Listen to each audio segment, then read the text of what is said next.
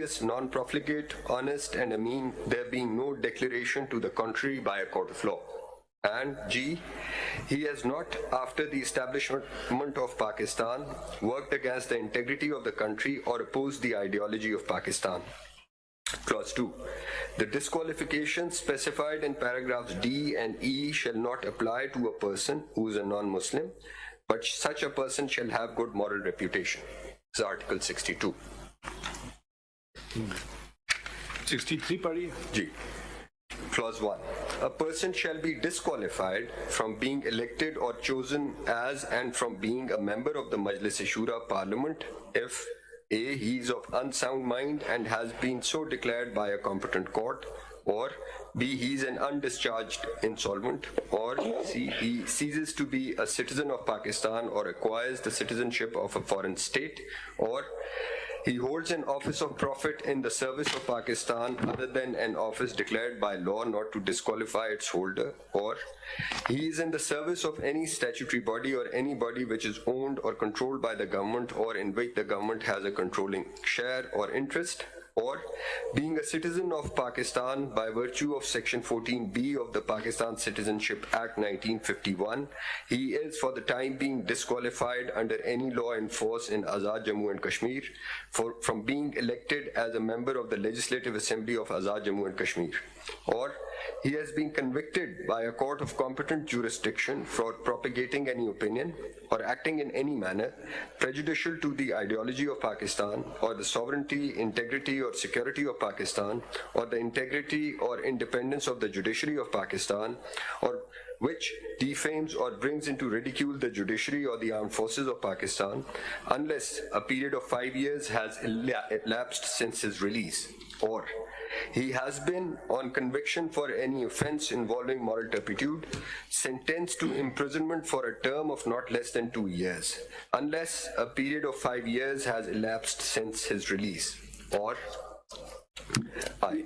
He has been dismissed from the service of Pakistan or service of a corporation or office set up or controlled by the federal government, provincial government or a local government on the grounds of misconduct, unless a period of 5 years has elapsed since his dismissal, or he has been removed or compulsorily retired from the service of Pakistan or service of a corporation or office set up or controlled by the federal government, provincial government or a local government on the grounds of misconduct, unless a period of 3 years has elapsed since his removal or compulsory retirement, or he has been in the service of Pakistan or of any statutory body or any body which is owned or controlled by the government or in which the government has a controlling share or interest, unless a period of 2 years has elapsed since he ceased to be in such service, or he, whether by himself or by any person or body of persons in trust for him or for his benefit or on his account or as a member of a Hindu undivided family,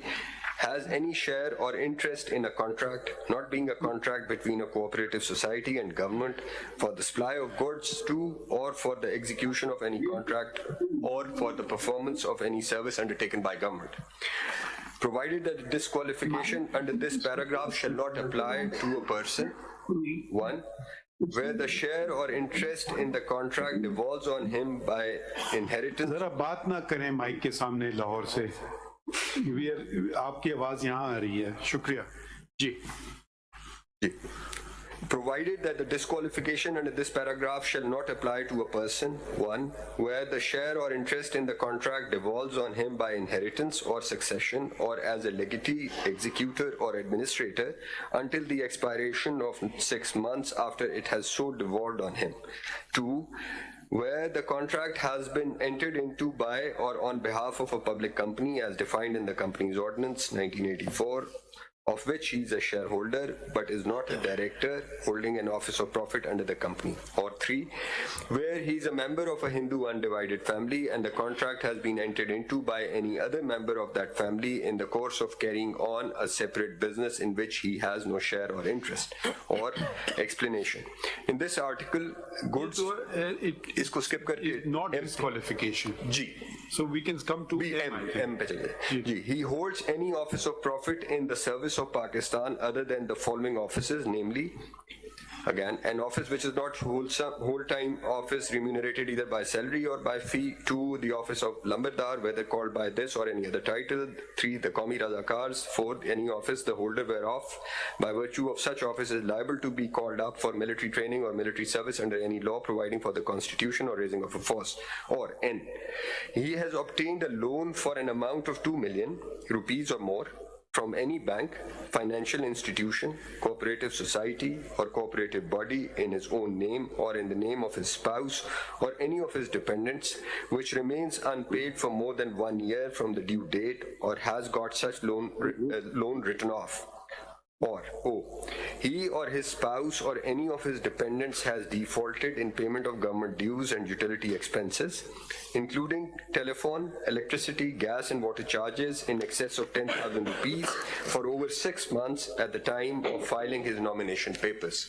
Or P, he is for the time being disqualified from being elected or chosen as a member of the Majlis-e-Shura, Parliament or of a provincial assembly under any law for the time being in force.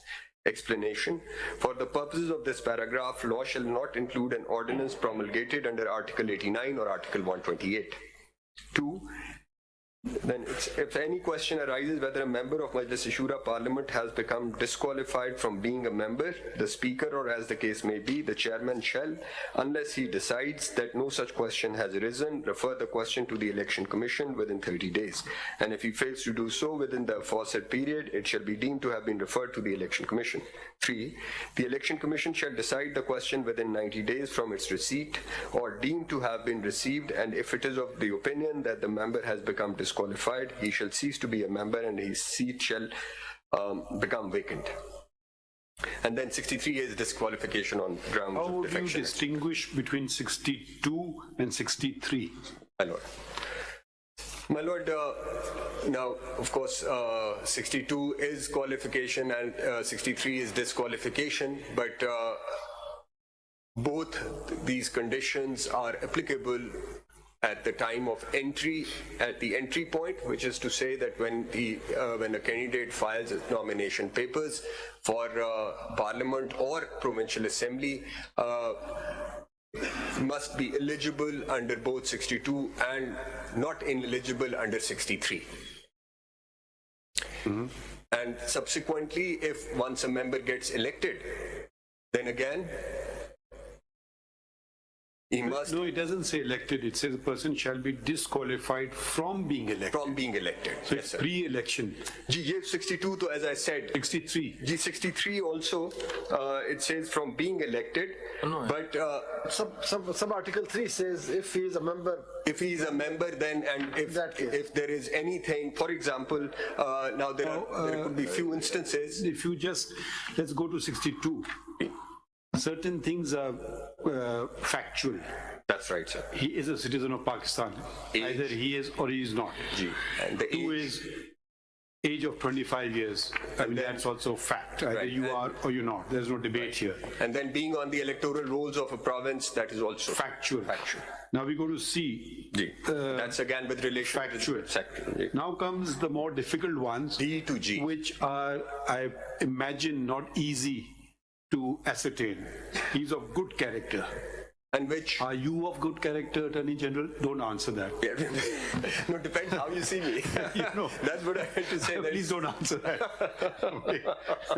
Not suggesting anything. No, but what- But I'm just saying. this actually says it I'm all. just saying your supporters may say excellent character, and your detractors may say It is horrible very character. subjective how you see, how you perceive what is a good character. What is good character? So it is. And Who will determine it? Who will determine it? Yes, so that these are also all open-ended. you know, if you see D, and it goes on to say who is not commonly known as one who violates Islamic injunctions. Yeah. So here it is, you may be in absolute violation of Islamic injunctions, But not commonly if it is not known. Yes. So, okay, so it's very strange sort of wording. That's right. Then we go to E. he has adequate knowledge of Islamic teachings. Yeah. I don't know how many will pass muster in this courtroom, what level of Islamic teachings we are talking about, Right. and practices obligatory duties prescribed by Islam as well as abstains from major sins. Okay, now we all pray for forgiveness of our sins. So we are all sinners in that way. He is sagacious, righteous, non-profligate, honest, and ameen. There being no declaration to the contrary by a court of law. Now this is tied up with the court of law clause. The court of law, for instance, the cases before us were people not possessing a degree or producing a fake degree or not a recognized degree. So there is some sort of declaration that this was a stipulation. Now there is another thing inbuilt with that. The Constitution never provided for a degree. Yeah. That's subordinate legislation. The Constitution did not want you to be a graduate. I think that was inserted in 2008. Yeah. By Musharraf was then the president. 2002, man. 2002. 2002. Okay. So, but it is not one of the prescribed conditionalities either of 62 or 63. It was perhaps introduced under Clause P, subclause P of subclause 1 of 63. 63(1)P, which permits prescribing additional disqualifications through an Can act we of parliament. read it again? P1P kya hai? He is for the time being disqualified from being elected or chosen as a member of the Majlis-e-Shura, Parliament, or of a provincial assembly under any law for the time being in force. Now, here the word time being has been used twice. Yeah. It could have said he is disqualified for being elected.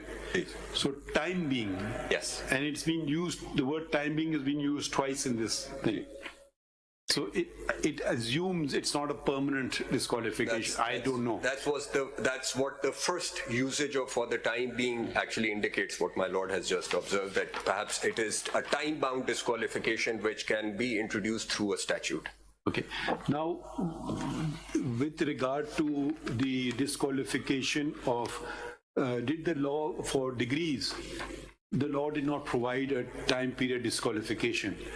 So the Supreme Court, in the case of Samiullah Baloch, held that since no disqualification period has been prescribed, it will be forever. So, a permanent so long as the declaration is in the field, the disqualification stays. And the two be resolved now, if the judgment of the Supreme Court also stands and the law also stands, that till the law came into effect, that may have been the position, but since the law has now occupied the field of legislation and prescribed a particular period of time, unless we hear a challenge to the law, which there is no challenge to the law, then why should we disregard the law? That's one way of looking at it. And we don't need to touch the judgment at all, because at that time, this aspect of the matter had not been legislated upon either in the Constitution or by law. So then the courts kind of filled in the vacuum and said that it should be lifetime because there is no period of disqualification. So Samiullah Baloch judgment stays intact, but the law has come in place and it is in the nature of a non-obstante clause. That's one reading of it. What do you have to say to that? So the question would be, can the sub-constitutional legislation control the Constitution? So that is one, and then the second would be, can there be legislative overruling of a judgment without first removing the basis on which the judgment came out? So, Can we go to the judgment now of the Supreme Court? my lord, Relevant provisions, whatever you think are relevant for our reading. paragraphs, my lord. Ji.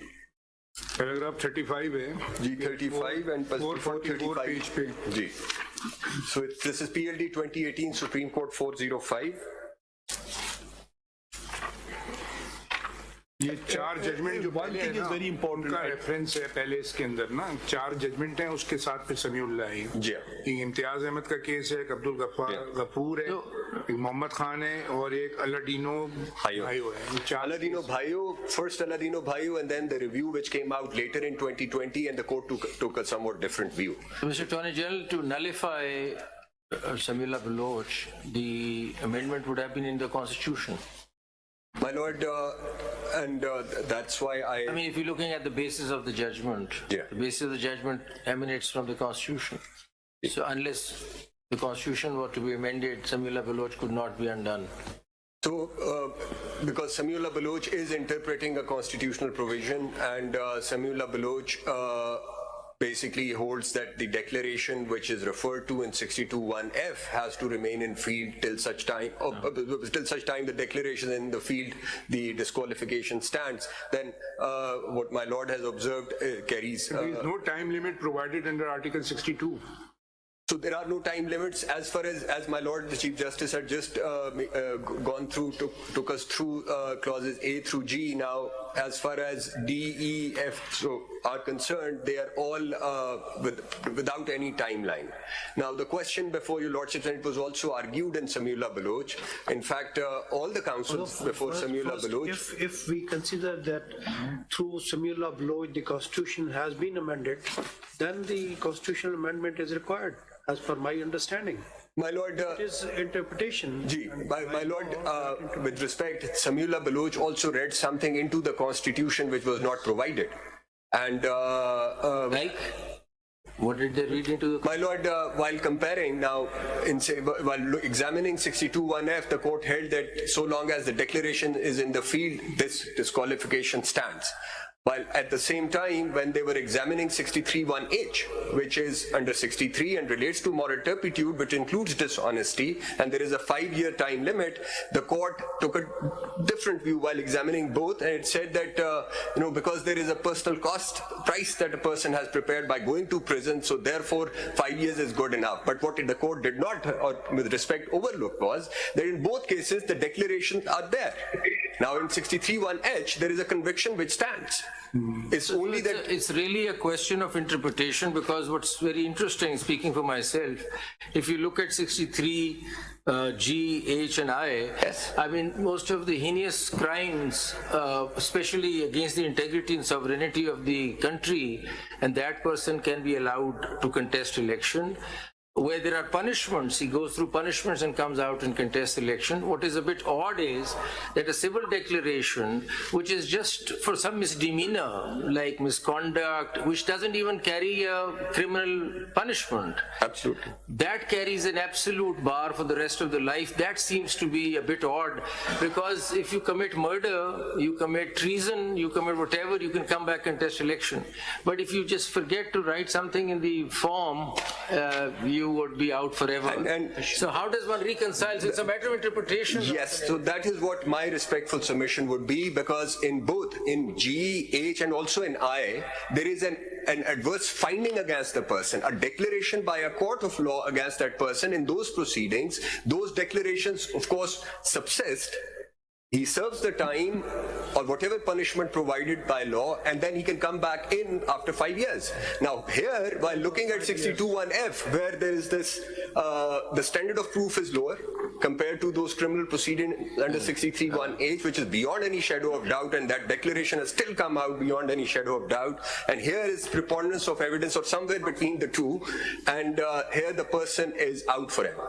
But before we go into that, could you just explain to us how can any court, a civil court, grant declaration which is in the negative? I mean, how can a court grant a declaration that you're not sagacious? That cannot happen.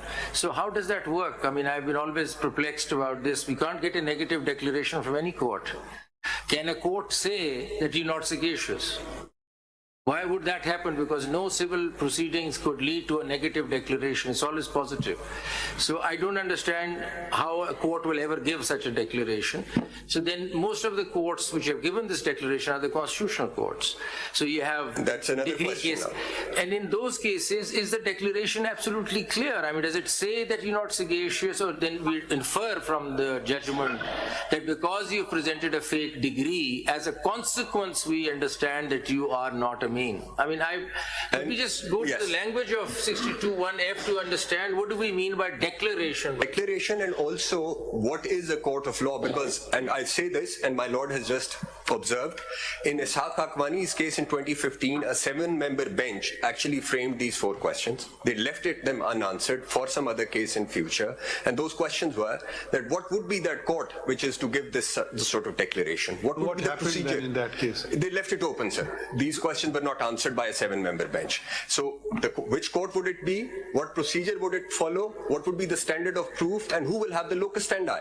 Now, these are the questions which are very, very relevant for the purposes of for this declaration by a court of law. And then also whether the courts exercising, let's say, constitutional jurisdiction, who cannot record evidence, where witnesses cannot be cross-examined, a person against whom an allegation has been brought cannot really defend himself as he is able to in a trial, would the declaration coming so from my question, constitutional court suffice for 62-1? Mr. Attorney General, the question which has been there for a while now is, first of all, can there be a civil court granting a negative declaration, number one? And number two, the question is that in constitutional proceedings, where there is no evidence being taken, the court has arrived at a decision that a fake degree has been, for example, I don't know what the other cases are, fake degree has been presented by this person, does not necessarily mean that the court is moving further and saying that you are now non-sagacious or whatever. It's simply saying in this particular matter, a false degree was presented. But I don't know of any judgment where they've actually gone ahead and said, then as a consequence, you're a fraud. So I don't know, so is there a declaration actually coming out of the Constitutional Court also? And can they, without taking any evidence, give such a declaration about a person? My respectful submission is, my lord, that a constitutional court, now mindful that this 7-member bench left these questions open, but then there are 2 judgments. One in PLD 2015 Supreme Court 265, which is Panama 1. Justice Ijaz Afzal Khan, speaking for majority, said that a court of law for the purposes of 62(1)(f) would be a court which can actually record evidence, which is a plenary court of original, revisional, appellate jurisdiction in civil and criminal proceedings. But without recording evidence, declaration can be given? Cannot be given. Yeah. And then the same in... But even a negative declaration cannot be given, even if you record evidence. Right, I don't understand this. So and then in Aladino Bhayo, the second Aladino Bhayo, the review Aladino Bhayo, they revisited the original judgment which was given in 2013, where under it was held that once a declaration under 62(1)(f) is given, it does not go away with the flux of time. Declaration में तो यही है ना कि person may not file his own case for declaring him Amin. Yeah.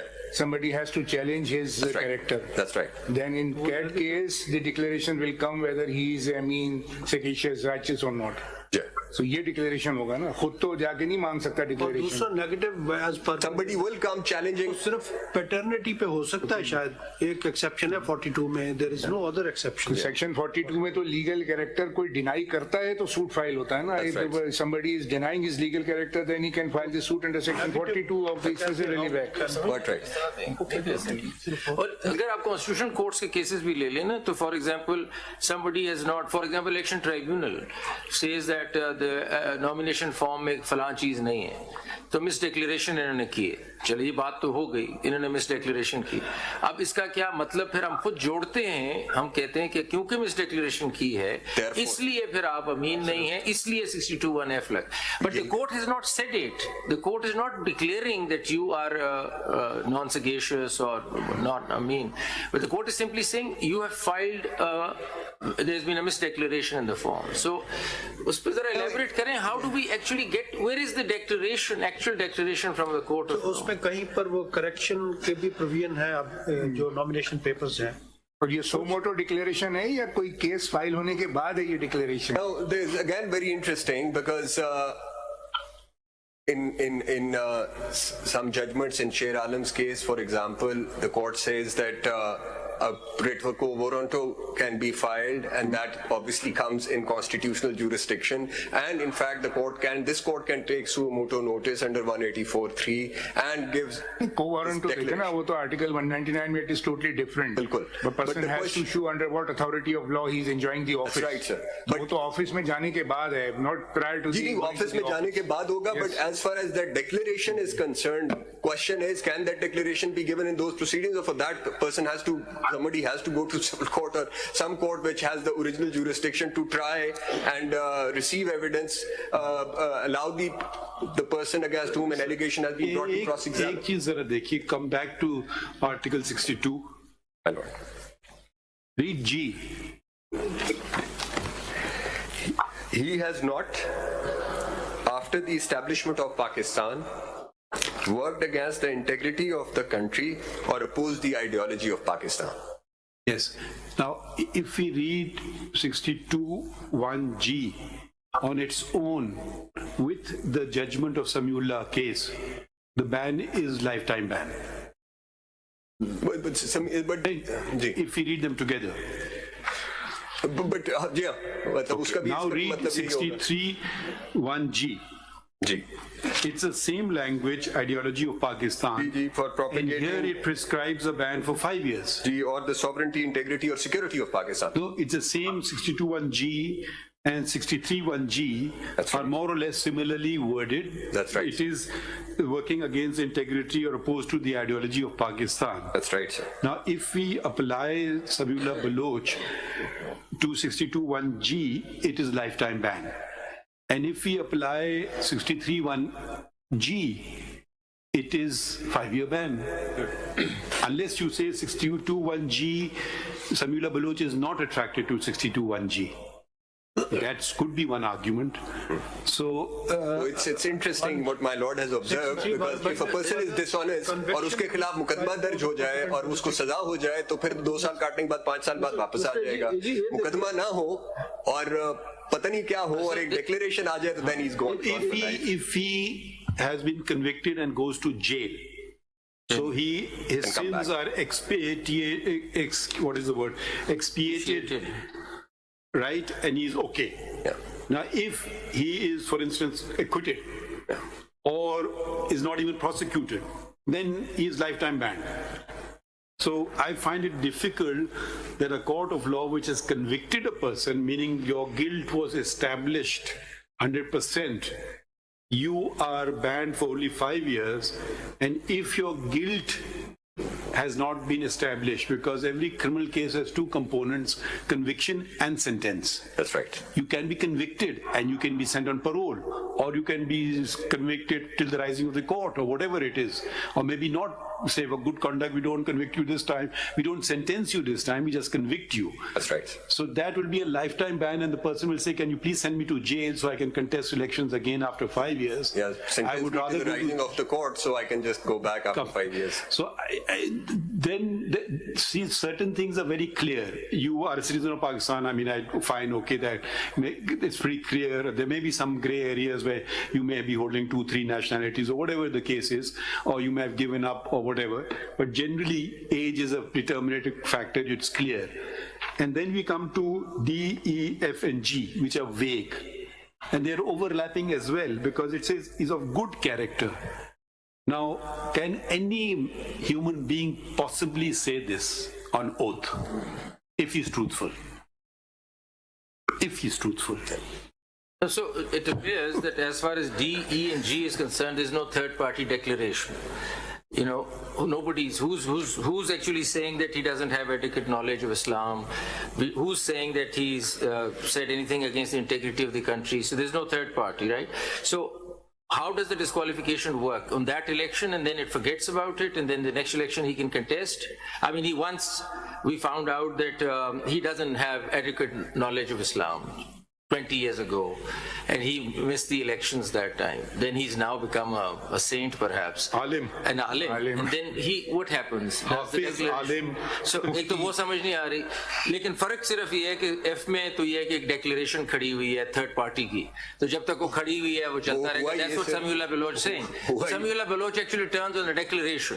वो हुआ ये कि एक्चुअली 18th अमेंडमेंट में ये जो declaration by court of law लाने का पर्पस तो ये था कि वो रिटर्निंग ऑफिसर्स जो है ना वो डिटरमिन ना करते रहे या इस किस्म का एलिगेशन कोई और रैंडमली ना आकर लगा दे, और ताकि ये जो डी, ई और जी के अंदर जो हो सकता है वो एफ में ना हो. Because perhaps some लेकिन ये easy. आपके But मुताबिक वो उल्टा हो गया. how does D, E and G play out actually? I want to ask this question. आज से 10 साल पहले किसी ने इंटेग्रिटी ऑफ पाकिस्तान के बारे में कोई बात स्पीच कर दी, बस खत्म हो गई बात. अब वो इलेक्शन नहीं लड़ सकता. ये देखिए कुछ लोग होते हैं तो उन्होंने 5 years कर दिए ना, वो जी में जाके कहते आगे हैं जाके। Yes I seen the light. तो conviction अब इस्लाम में भी तौबा की गुंजाइश आखिर मिनट तक है।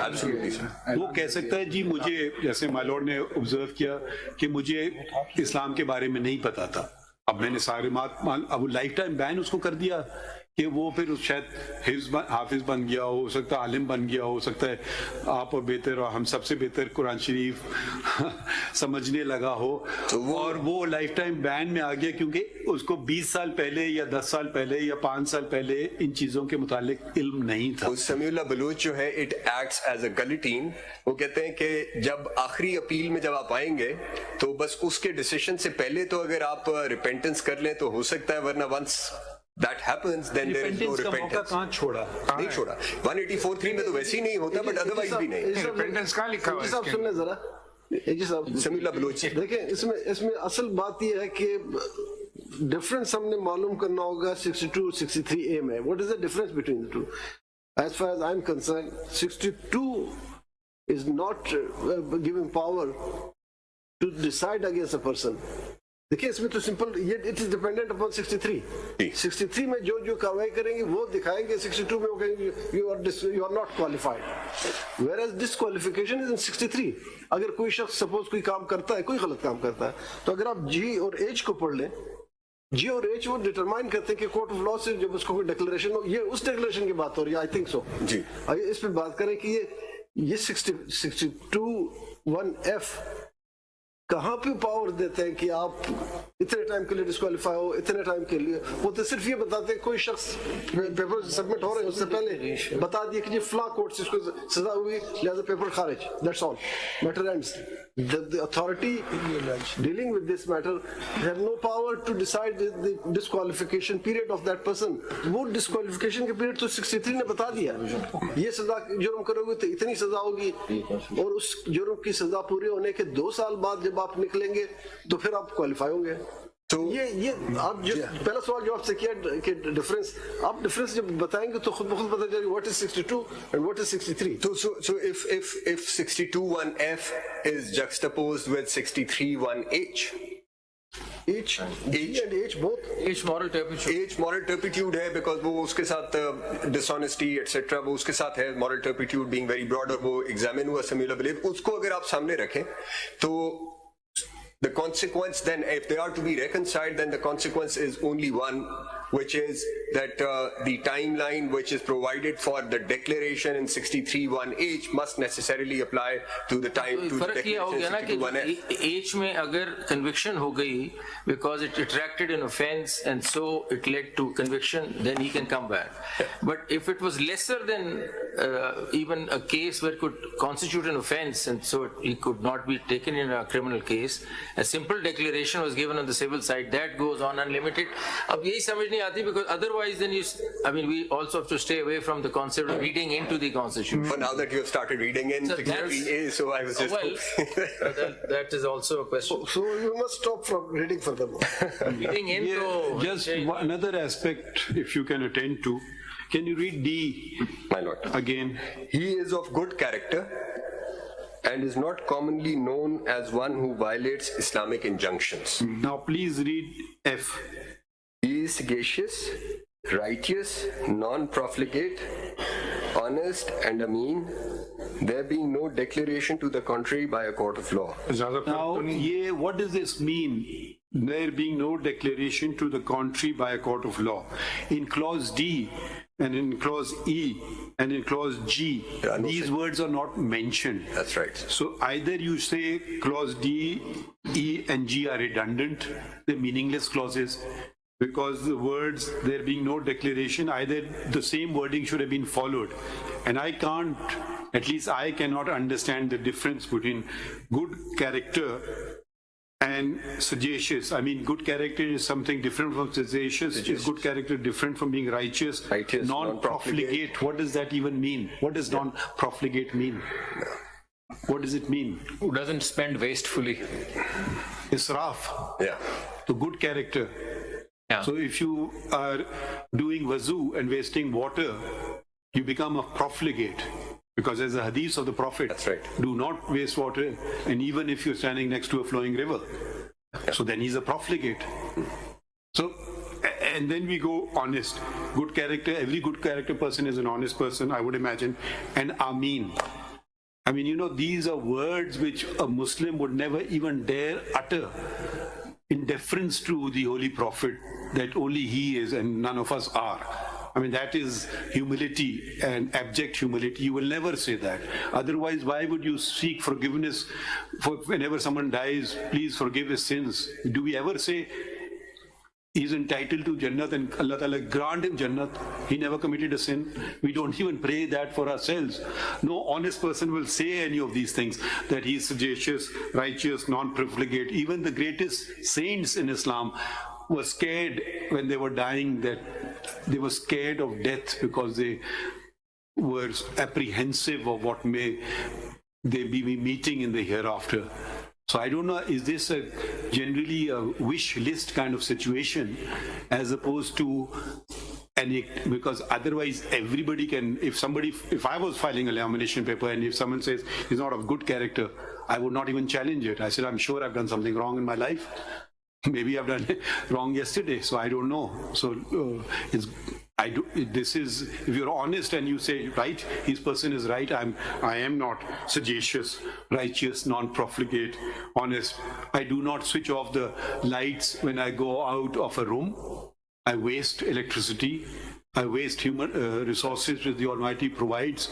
So where does it end then? I can bring any case into disqualify someone, and I want to save someone, I can also do the same thing. That's why. Should such power vest in judges and who are themselves humans? That's why They want a greater test for parliamentarians than they have for themselves. Does this language find mention in the oath of office of a judge? That I'm not profligate? Does it mention in the recommendations of a judge? All it says you have to be 45 years of age, practicing law for 10 years. Could be so we have a lower standard than parliamentarians. Why is this language then not reflected there as well? You know, let's accuse ourselves before we accuse anybody else what they are or what they are not. So either we have a much lesser test, we can't, at least I would be very scared to meet this test, terrified to meet this test.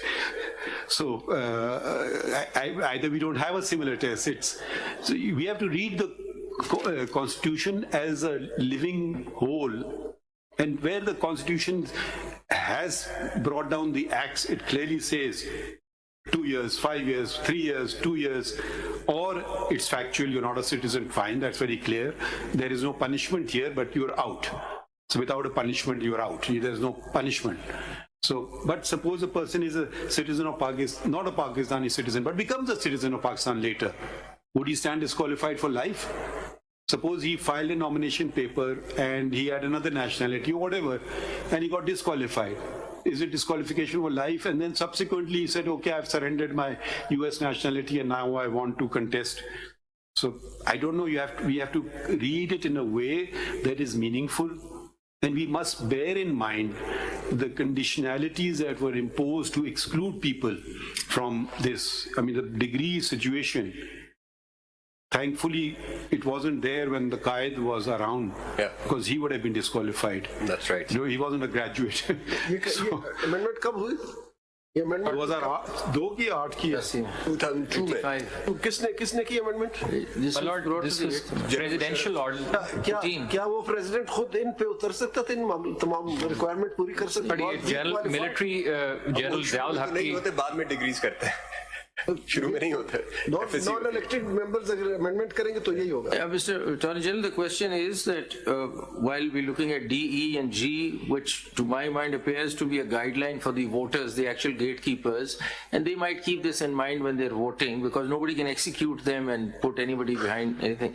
So D, E and G to sir guideline ho sakti hai voters ke liye, and that's never been agitated. The $1 million question is, how do we look at the line, no declaration to the contrary by a court of law? What do we do with this? This is in the Constitution. If I may, I think my lords have raised the questions. Can we read the law on declarations? What is the law on declarations? Section 42 of the Section 42 of the Specific Relief Act. I would imagine, is that the only declaration that has been indicated here? There's no other declaration. और तो कोई है ही नहीं. कोई और law होता है declarations का? ये Specific Relief Act? Only Specific Relief Act, Section 42. Legal character के ऊपर जो है ना, वो that is the only law. Declaratory suits are filed under 62(1)(f). हो नहीं Section 42. Constitution में रहा. ये तो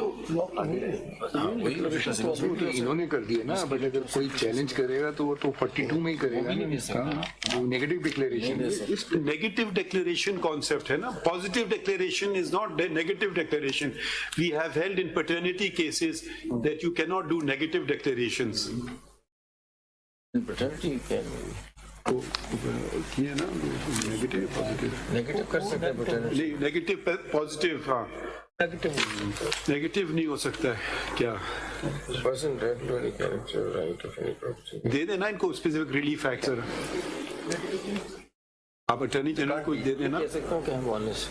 यही दे देना please. ये मैं दावा फाइल कर सकता हूँ कि झूठा नहीं honest. Yes. Ji. So that's it. Ji, sir. I have it before me. Mr. Jilani's iPad is very helpful. Discretion of court as to declaration of status or right. Any person entitled to any legal character or to any right as to any property may institute a suit against any person denying or interested to deny his title to such character or right, and the court may in its discretion make therein a declaration that he is so entitled, and the plaintiff need not in such suit ask for any further relief. Bar to such declaration, provided that no court shall make any such declaration where the plaintiff, being able to seek further relief than a mere declaration of title, omits to do so. By the court, to what is understood by court? A civil court? Yes. Under Section 9, or is it a constitutional court? Now, it's a civil court where evidence can be led, witnesses can be examined, where a burden of proof is discharged, and then there is an opportunity of rebuttal. Suppose in a case where I've done so even, we observe hearing a civil petition for leave to appeal or an appeal that the appellant had dishonestly filed a suit. Suppose we hold that, and we've held so, and impose costs on him. Will that constitute a declaration of a court of law in terms of Article 62(1)(f)? My respectful submission is no, sir. Why? Because you are not a court where that particular issue is actually conclusively determined through a trial. So we could observe in other cases. We could say in a criminal case that I don't believe this witness is a liar. And that witness will then be struck by 62(1)(f) because it's a declaration of a court of law. In a judgment in a criminal case, he was not an accused there, but he was a witness. And the court says, I don't trust this witness. I found him to lie. My lord, so it's, then you can bring out every case. We may make an observation against a lawyer. He misled the court, for instance. Sometimes we do that. My lord, regretfully. And then if a lawyer contests election, the person will say, you have held that he misled the court. He is, of course, how can you allow him now to contest an election? He's banned for life.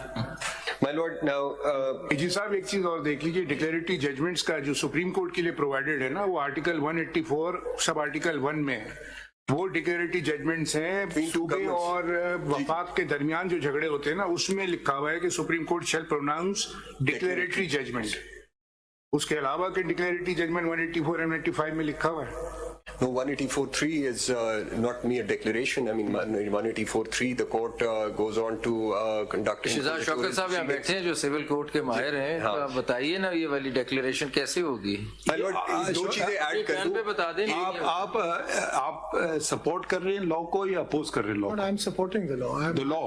I am against. We want to hear from those who are opposing the law. There's none. So then there is somebody who said yes. Then hear him out. I am opposing this. So, yeah, I think in the course of proceedings... Let's hear, I just want to understand how the opposition is. That's right. جی بتائیے. آپ oppose کر رہے ہیں تو پہلے یہ بتائیے کہ اس کو چیلنج کیا ہے. میں لا کو اس بارے میں اپوز کر رہا ہوں. نہیں پہلے بتائیے کہ اگر ہے تو ہائی کورٹ میں چیلنج کیا وائریس کو اس کی آپ نے؟ میں نے تو چیلنج نہیں کیا. پھر اب کیا اپوز کریں گے آپ؟ گزارش یہ مالوٹ کیونکہ سمیع اللہ بلوچ کیس اگر موجود ہے جو کہ کانسٹیٹیوشن کر رہا ہے, اسی لیے تو آپ سے پوچھا نا سمیع اللہ بلوچ ہے, اس کے بعد آپ سمجھتے ہیں کہ لا غلط امینڈ ہوا ہے, 232 غلط آ گیا ہے, تو whether you have challenged the vairies in the high court or not? that can be challenged before this proceeding, my lord, because that question is just alive before the Honorable and the same notice administration on that question. And in this proceeding, the Honorable Court has every authority to declare the law which has been passed in violating the provision of the Constitution or whereby. But ابھی عثمان آپ نے کہا تھا کہ are you supporting life disqualification or سر میں نے کہا تھا کہ نہیں عثمان نے کیا کہا تھا؟ میں نے یہ کہا ہے مالوٹ کہ جب تک سمیع اللہ بلوچ موجود ہے یہ لا نہیں آ سکتا, یہ لا الٹرا وائز. مین کیس میں آپ کی کیا ہے کہ ڈسکوالیفیکیشن لائف کو آپ سپورٹ کرتے ہیں یا نہیں؟ میں ڈسکوالیفیکیشن کو اسسٹ میں اس پوائنٹ پہ کرنا چاہتا ہوں کہ ری وزٹ ہو سکتا ہے قانون, لیکن وہ ان کنڈیشنز کے ساتھ ری وزٹ ہو سکتا ہے. وہ میں ایک دیکھیں وضاحت سے بات کیجئے نا, گول شول باتیں نہ کیجئے نا. آپ لائف ڈسکوالیفیکیشن کے فیور میں یا خلاف ہیں؟ سیدھی بات کریں. میں لائف ڈسکوالیفیکیشن کی فیور میں اس حد تک ہوں کہ اگر سمیع اللہ بلوچ پرویل کرتا ہے. آپ سے سیدھی بات ہم یہ کیا سوال جواب دے رہے ہیں آپ؟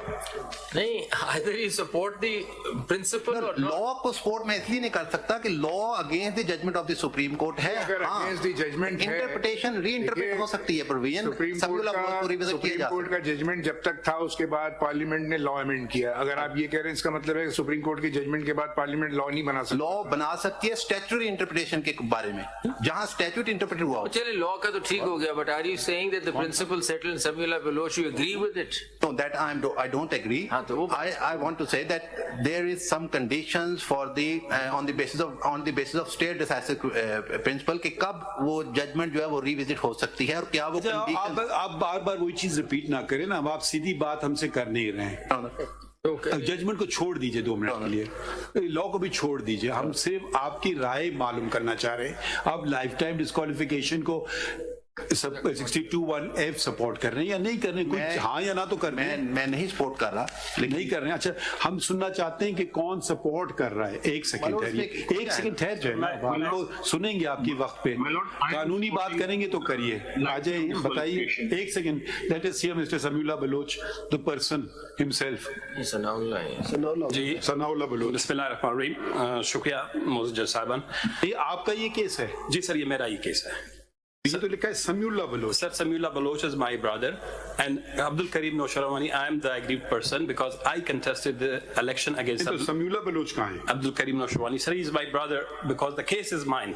So آپ ان کے اٹرنی ہیں, آپ کیسے آپ پیش ہوئے تھے کیا؟ جی میں پیش ہوں سر, بیکاز میں ایگریوڈ پارٹی ہوں. جو میں نے 2002 کے بعد جب الیکشنز ہوئے, میں اس کی تفصیلات میں بات تفصیل نہ بتا دیں نا, آپ بتا دیں کس گراؤنڈ پہ آپ کرنا چاہتے ہیں. میں گراؤنڈ پہ سر, گراؤنڈ یہ ہے کہ جو کانسٹیٹیوشنل جو پرنسپلز ہیں اس کے تحت سپریم جو جوڈیشل سپریمیسی ہے اس کو مد نظر رکھتے ہوئے یہ ایسی باتیں نہ کریں عدالت میں. جوڈیشل سپریمیسی کیا چیز ہوتی ہے؟ میں سر اگر آپ کی اجازت. نہیں ایسی باتیں نہ کریں ہم سے. کانسٹیٹیوشنل سپریمیسی کی بات سنی تھی ہم نے, اب آپ جوڈیشل سپریمیسی کا میں نے کانسیپٹ نہیں سنا ہے سر.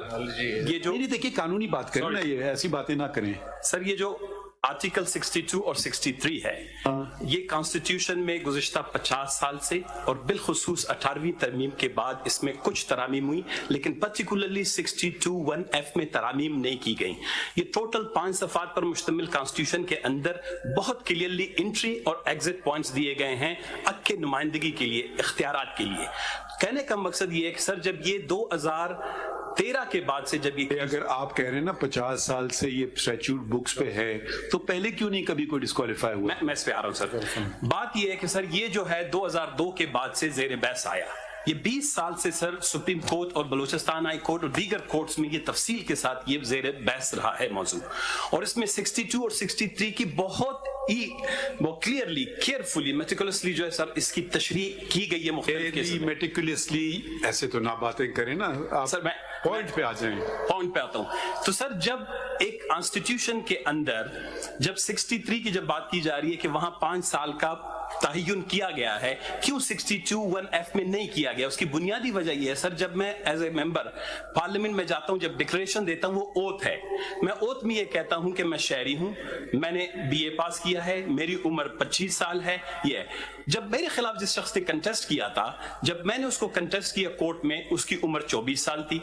कलेक्शन में क्योंकि उसके पास वालिद के पास BA की क्वालिफिकेशन नहीं थी, तो उसका क्या हुआ कि उसमें 5-6 मिस रिप्रेजेंटेशंस की, उसमें फ्रॉडरी की, और जो डिग्री है फैक्ट्स पे ना जाए ना, अब ये बताएं, जल्दी बता दें कि इस जगह ही सवाल है आपसे। आप ये कह रहे हैं ना कि ये जो डिक्लेरेशन जो हमें समझ नहीं आ रही सिचुएशन की, वो ये है कि मैक्सिमम झूठ बोला ना उसने, फॉर्म में झूठ बोल दिया, मिस डिक्लेरेशन कर, तो झूठ की सजा ये है कि वो सारी उम्र के लिए इलेक्शन प्रोसेस से आउट हो गया। ये लिखा हुआ है आइन। दूसरी तरफ हम पढ़ते हैं तो अगर कत्ल भी कर दिया, ट्रीजन भी कर दिया, तो फिर भी कुछ टाइम गुजरेगा तो वापस आ सकता है। ये बात रिकंसाइल नहीं हो रही है सर। ये जो केस आपका समीउल्लाह बलोच आपके सामने, आप अपना बताएं। मैं अपना बता रहा हूं सर। मैं आपको आप केस को 1 मिनट रहने दें, आप अपना व्यू बताएं। मेरा व्यू ये है सर, बीइंग ए पॉलिटिशियन आप बताएं कि 63 के बाद जब किसी शख्स को सजा होता है तो वो एक स्टिग्मा है, उसके माथे पे एक दाग लग जाता है, वो 2 से 4 साल कैद का गुजारता है, पूरे माशरे में उसकी फैमिली सफर करती है, फाइनेंशियल सफर करता है, मॉरली सफर करता है, उसकी जारी सोसाइटी में उसकी अहमियत और हैसियत कम हो जाती है। उसके बाद जब वो निकलता है तो उसके बाद इजाजत है कि 5 साल के बाद वो जाए, अगर उसके पास गुंजाइश है वो आपके पास जाए। लेकिन इसमें सर जब आप एंट्री पॉइंट पे झूठ बोलते हैं, जब आप दाखिले के वक्त नहीं, जैसे आपने कहा, देखिए एक पॉइंट लेते हैं, 24 साल का था, आपने कहा कि उस वक्त वो 25 साल का नहीं था। 24 साल का था, सिर्फ एक ही पॉइंट होता, उसके डिक्लेरेशन पे आपने उसको चैलेंज कर दिया, वो प्रूव हो गया कि 24 साल का है। आपकी राय में वो फॉर लाइफ डिस्क्वालीफाई हो जाएगा, फिर वो इलेक्शन कंटेस्ट नहीं कर सकता। Is it your point? With your honourable permission sir, अब वजह क्या हुई उस वक्त? पहले ये मेरी वजह, यही पॉइंट है आप सर। मेरी ये पॉइंट उस वक्त इसलिए सुनी जब नहीं गई, वो शख्स दाखिल हो गया, उसने चेक बैरियर क्रॉस कर लिया, वो झूठ के बावजूद वो बलोचिस्तान में वजीर दाखिला बना, जो अभी से पहले केस। फिर जातियात पे ना जाइए। नहीं सर, हम जातियात को छोड़ दीजिए, हम आईनी नुक्ते की बात कर रहे हैं। हो सकता है बहुत बुरा आदमी है, हम उसमें नहीं जाना चाहते, तो आप जातियात को छोड़ दीजिए, आइन की बात करें। आप पार्लियामेंटेरियन है ना, हम जातियात पे बहुत सकता है अच्छा आदमी बुरा आदमी, वो हमारे सामने बहस नहीं हमने करेंगे, क्योंकि हम एक जनरल प्रिंसिपल तयन करना चाह रहे हैं। अब सनाउल्लाह बलोच साहब देखिए, मैं आपको बता रहा हूं, जो हमारे लिए कंपैरिजन में प्रॉब्लम आ रही है ना, एक तरफ 63A में आप जितना मर्जी क्राइम कर दें, आप कुछ अरसा सजा काटें, 5 साल गुजारें तो वापस आ जाए। हमें ये प्रॉब्लम हो रही है कि सिविल डिक्लेरेशन में सजा नहीं है, कोई सजा तो उसने नहीं काटी, सिवाय ये सजा उसने काटी कि वो वाला इलेक्शन मिस हो गया उसका। अगले इलेक्शन में तो वो आ सके ना। अब ये कहना कि अगले इलेक्शन में भी नहीं आएगा, कभी भी नहीं आएगा, ये हमें समझ नहीं आ रही कि सिविल उसने झूठ बोला, झूठ की सजा आपने दी कि तुम इस नॉमिनेशन पेपर रिजेक्ट हो गए तुम्हारे, तुमने इलेक्शन नहीं लड़ा, सजा मिल गई ना। जो क्रिमिनल साइड पे उसको वैसे सजा मिल रही, सिविल साइड पे ये सजा हो गई। अब आगे चले ना, अब वो क्या, उसने जो एक झूठ बोल दिया, मिस डिक्लेरेशन कर दी, अब वो सारी उम्र कैसे? दूसरी तरफ फिर तो हो ना, आइन में हर जगह लिमिटेशन है, टाइम की स्टोरी है हर जगह, तो फिर इस जगह भी तो कुछ होनी चाहिए ना।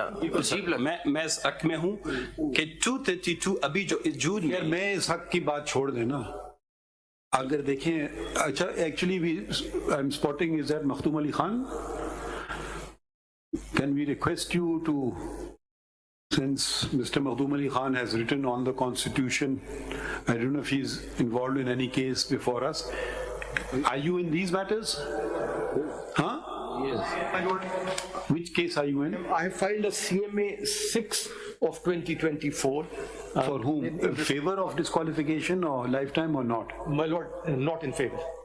You're not in, why? Who have you filed it for? For Mr. Jahangir Khan Tareen, my lord. Okay. Now, one thing which nobody has attended to yet, at least one way of interpreting the Constitution is what the original Constitution said. And this Constitution has been, I don't know what's the correct word, changed or ravaged from time to time, what you want to use it. Can we read the original Constitution as it was enacted in 1973? My lord. And see what the Constitution then said. My Lord, I will read that provision to your Lordship. That Would you like to do it, or shall we ask the Attorney General to do so? as your Lordship pleases, the history is. No, we were thinking of appointing you as a Michaels, but you are representing a party, so anyways, let's... As your Lordship pleases. नहीं पढ़ें 62. Do you have the original Constitution? Yes, my Lord, I have, and the history is traced in Samiullah Baloch.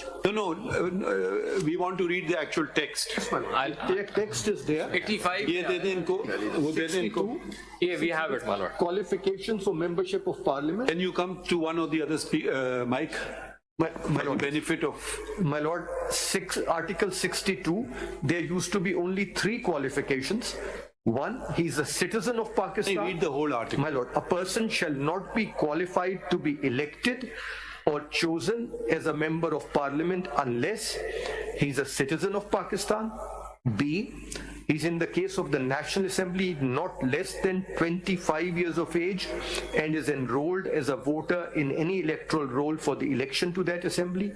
C, he's in the case of the Senate not less than 30 years of age and is enrolled as a voter in any area in a province, or as the case may be, the federal capital or the federally administered tribal areas from where he seeks membership. And D, he possesses such other qualifications as may be prescribed by Act of Parliament.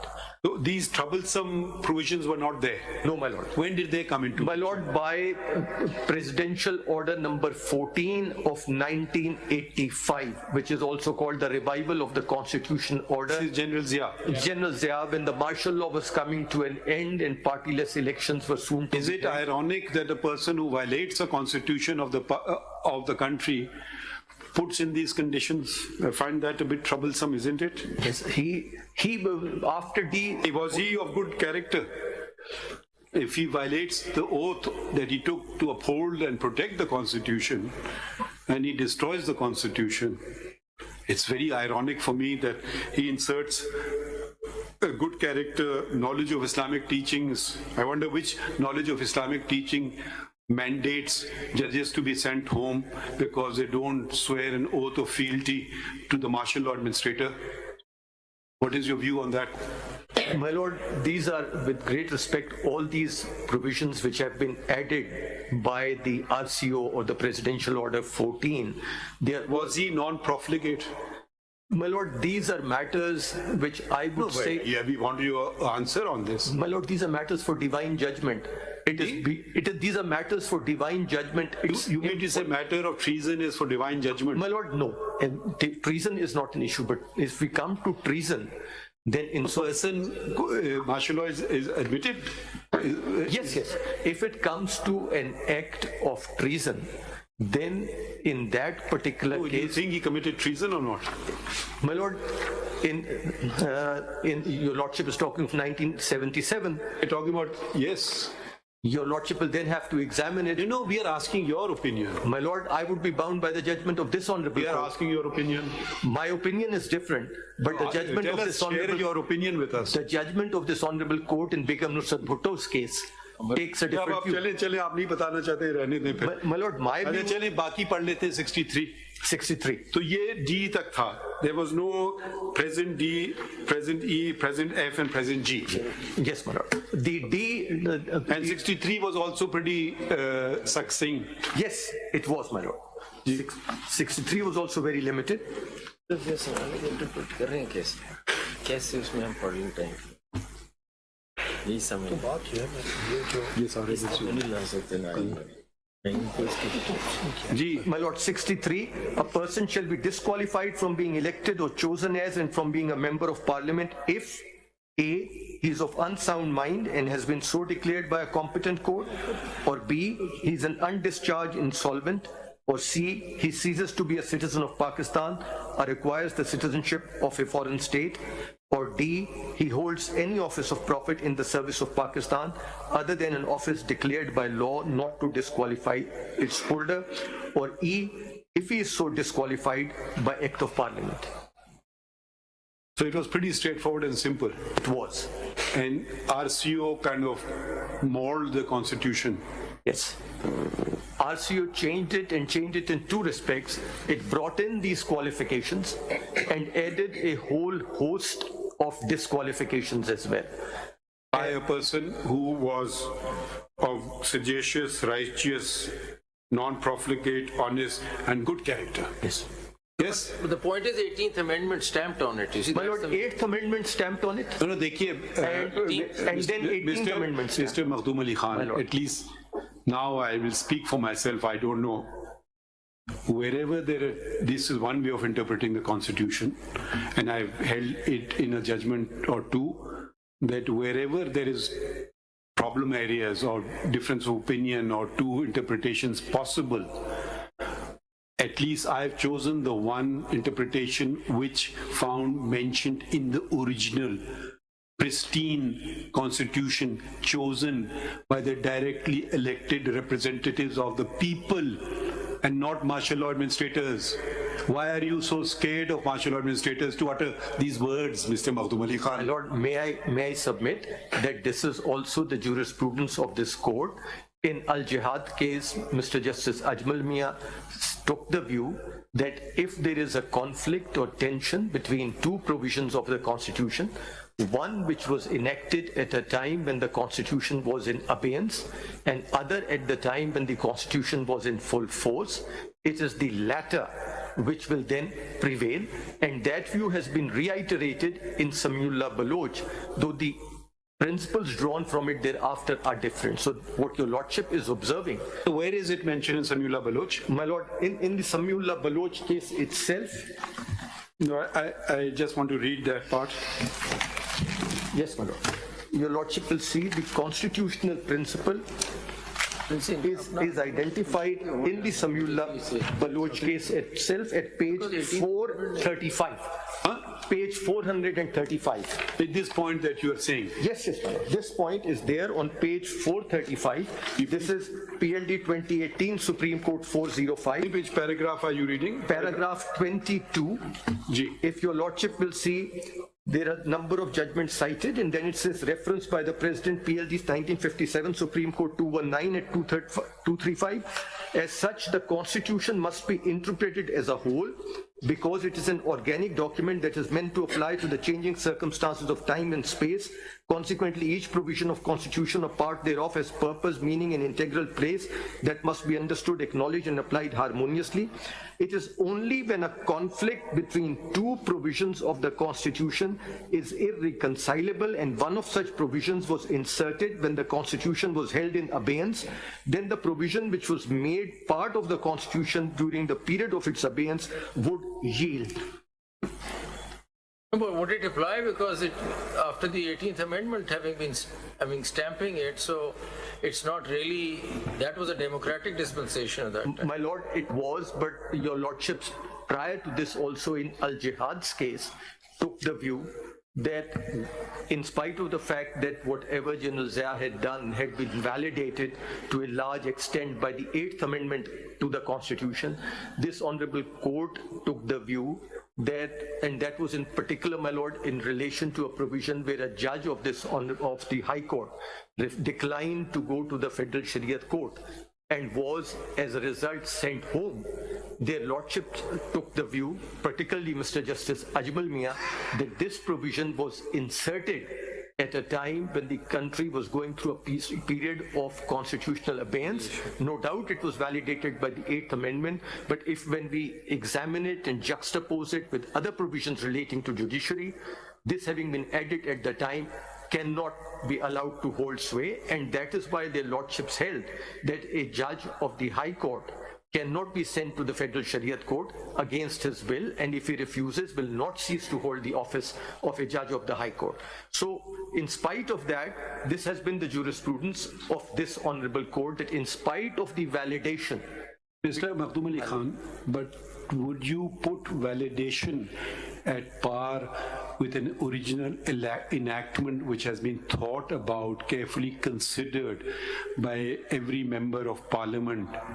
A validation was also a bitter pill for the parliamentarians to swallow. If you don't validate, I continue. So it may be that, okay, we are getting something, is better than nothing, let's at least get on with it.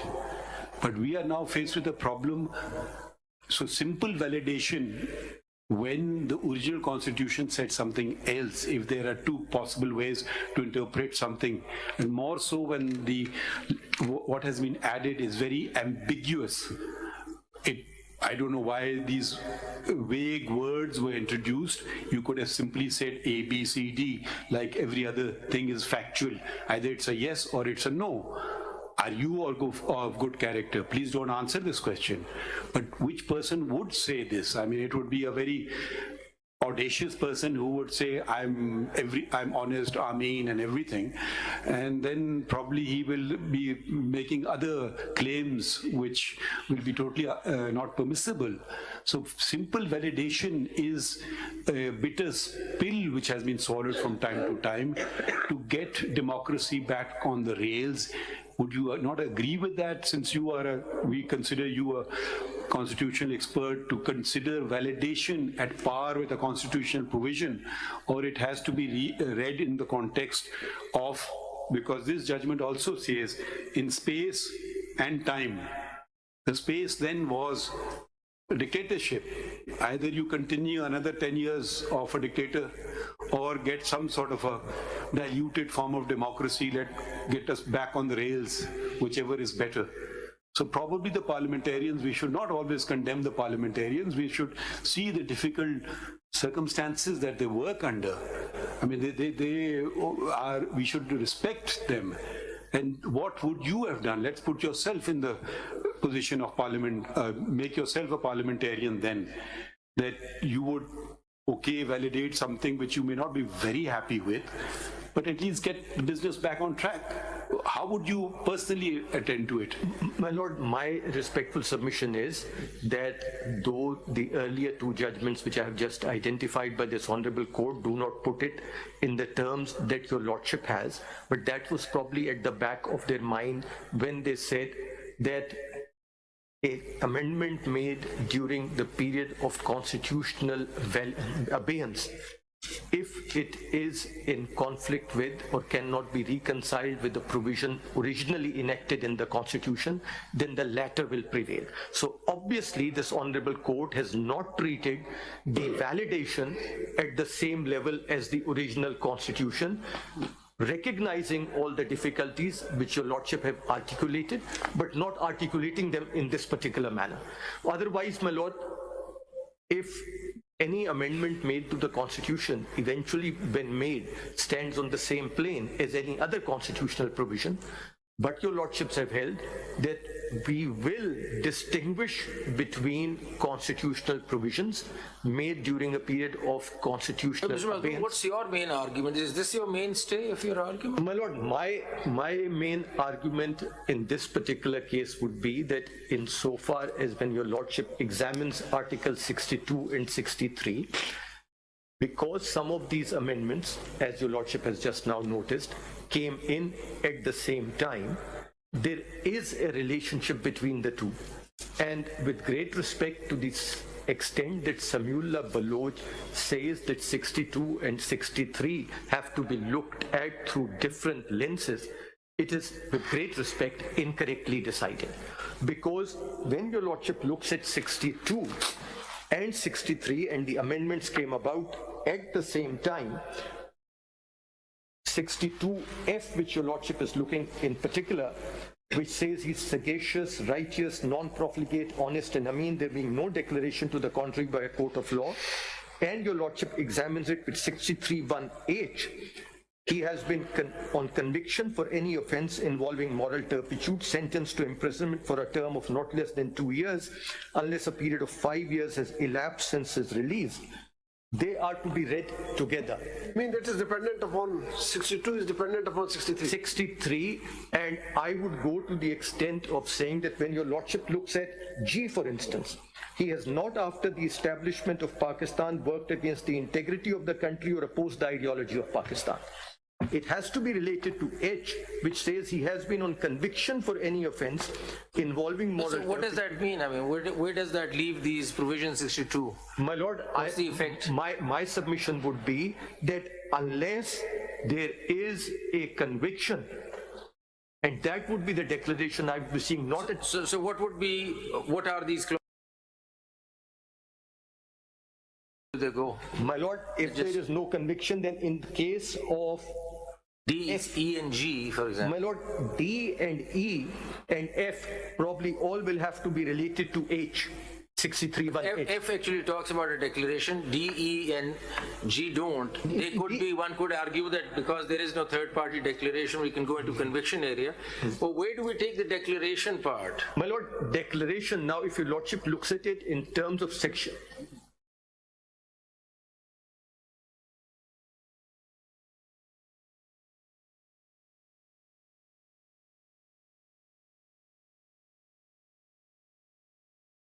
one thing which immediately comes to mind is section 42 of the Specific Relief Act, yes. which talks about declaration of a the legal legal character. character. Now, this cannot be that kind of a declaration because, as your lordships have repeatedly observed, a negative declaration is impossible to obtain. Then your lordship, Sometimes permissible, negative declaration is permissible sometime in some events that Yes. can be granted by Yes. the court. there There has is been no some totally bar of revisitation negative or declaration. some revisitation of Alvi Sons, but otherwise that remains good law. Then if your lordship looks at 199, that also is talking of declarations being made by this honorable court, but that's in a completely different context. That is only Then what do you make out of this declaration for a court of law? My lord, I would say that the term is not used specifically in the section 42 sense of the term. Maybe it's a constitutional declaration. It's a constitutional declaration, and that the declaration which the Constitution is envisaging is there has been a conviction already under 63(1)(h). And then there is this gateway. He cannot file his papers before the returning officer because at that time the returning officer may refuse to accept them. But the anomaly which arises when your lordship looks at 63(1)(h) in particular, and G and H both, actually, when your lordship looks at it, for instance at H, he has been on conviction for any offence involving moral turpitude, sentenced to imprisonment for a term of not less than 2 years, unless a period of 5 years has elapsed since his release. So even a conviction which is followed by a sentence of 1 year, 11 months does not lead to disqualification even of 1 day. Fair enough. So that's understood. So therefore the connection which Samiullah Baloch makes between a person being an ex-convict suffering all his life, the stigma that he's a convict, is really not what 63(1)(h) is all about. 63(1)(h) is all about sentencing.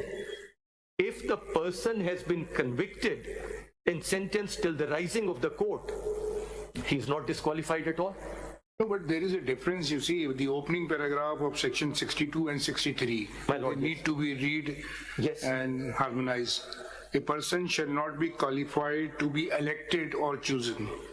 I mean, if you will read 63, a person shall be disqualified from being elected or chosen. So वो जो उसमें चीजें लिखी हैं वो after conviction है कि अगर कोई कन्विक्ट हो गया है उसकी सजा खत्म हो गई है तो इस इतने पीरियड के बाद वो इलेक्शन लड़ सकता है. To be elected and from being elected. This is the Correct. But Yes. if your lordship may graciously be pleased to look at clause 2 of 62, these words are used very loosely. The disqualifications specified in paragraph D and E doesn't talk about qualifications. Article 62, but both are dealing Clause two. different situations. no, my lord, Article 62, clause 2 is talking of disqualifications under 62. It's not talking of qualifications. So this is very loose language which has been used. Practically interchangeable. Interchangeable language. Because One question which I have. DE My lord. does not have the wording, there being no declaration to the contrary by a court of law. My lord, yes. When does D, E, and G kick in? How can they ever kick in actually in any court of law? They cannot kick in. Or they're meaningless words? My lord, It's just guidelines for they are exhortatory perhaps for the guidance of the electorate that watch out for candidates. So first of all, you are saying that they are of no, there are no consequences which follow. with D, E, and F. Can't be D, E, and executed, can't G. They will, my lord, D, E, But ideally, the same wording should have been used, there being no declaration to the contrary by a court of law in D, in E, and in G. my lord, this, These wordings are only found mentioned in F. my lord, these were added in F under the 18th amendment. These words were originally not there. And the reason for adding it appears to be, as the Attorney General identified, that under F, returning officers had started disqualifying people by saying, "Aap chautha kalma zara suna dijiye." आप चौथा कलमा जरा सुना दीजिए, इस तरह की चीजें They can still do that in E.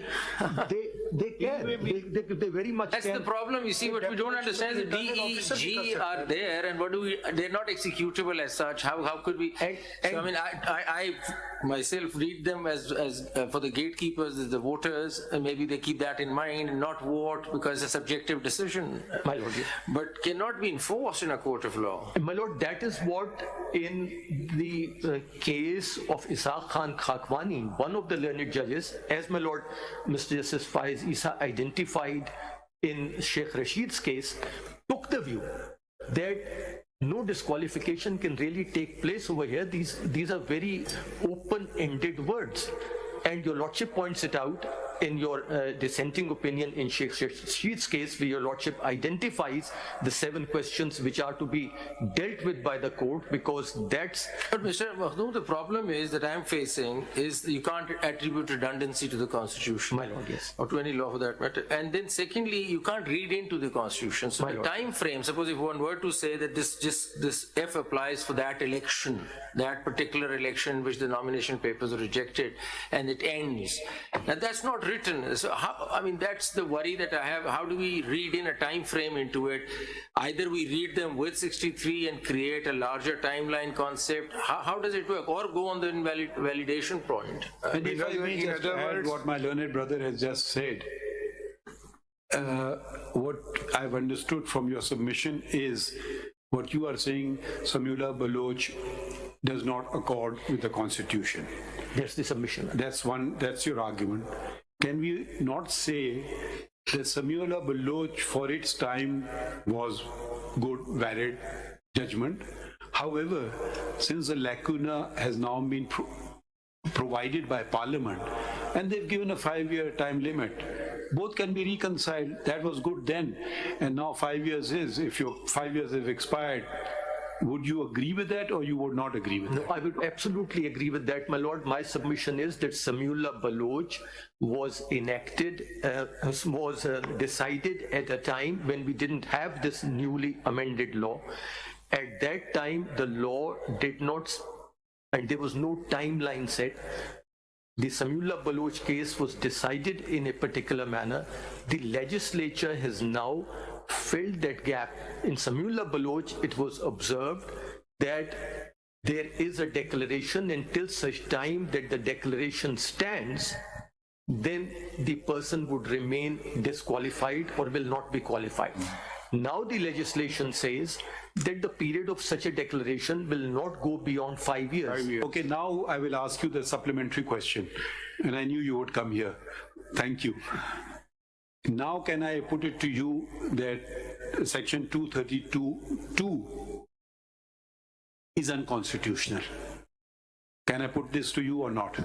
My lord, that is a very valid question. Of course, your lordship can put any question. No, yes. My lord, because one view can be, which is probably not probably, in my opinion, definitely the correct view, that where this honorable court has interpreted a provision of the Constitution and made a declaration about a provision of the Constitution, then on the doctrine of legislative repeal, that constitutional interpretation can only be undone by an amendment to the Constitution. And that brings us to the question that how could the Constitution be controlled by a sub-constitutional legislation? The Constitution is talking about a declaration, gives no time frame. Could we, through an act of Parliament, start adding things to the Constitution? We can't do that. My lord, I would say that the declaration made by the Parliament is in consonance with Article 63(1)(h), of the Constitution which provides a time frame for the kind of offences which will fall under F. Because that involves conviction, that's a criminal case. But if you look at 63P, 1P or whatever it is, the P, the last one. Yes, madam. The Constitution itself allows that through an act of parliament you can regulate this provision. And wherever it's so required, it's given. Just taking it a little more, suppose, let's imagine Samula Baloch was not decided, and we are deciding it today. My lord. Just for the sake of, to take the argument a bit forward, and let's assume everyone agrees with me, and we say since 62(1)(f) does not provide a time limitation for disqualification, therefore let us be guided by other provisions of the Constitution, including 63(1)(h) and (g), where it provides for treason, 5-year disqualification. So let us let this disqualification be for 5 years. Is it sound reasoning or not? My lord, it is, because your lordship is then virtually interpreting the two provisions together. When your lordship interprets... So at the end of the day, it depends on what is in my mind. Are you understanding? Yes, madam. Is the Constitution so malleable that I can do whatever I want to with it?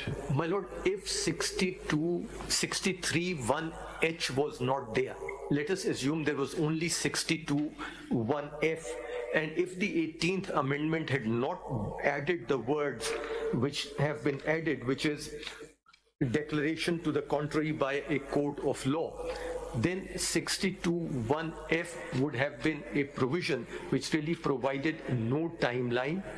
And if a person was declared not to be qualified under 62(1)(f), then the question would be for how long? My lord, the question can be for that term that he has been elected, or he can be re-elected immediately. My lord, for instance, the only other constitution that I have been come across which is a provision similar to that of Pakistan, where you cannot be elected to the parliament if you are the citizen or have acquired the citizenship of another country, is that of Australia.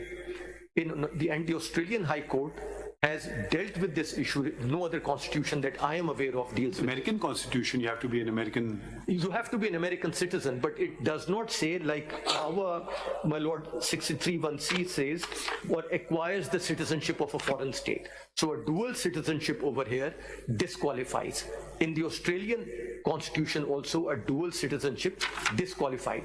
But the lordships over there have taken the view that if the person then steps down, abandons that citizenship, he can come back in tomorrow again.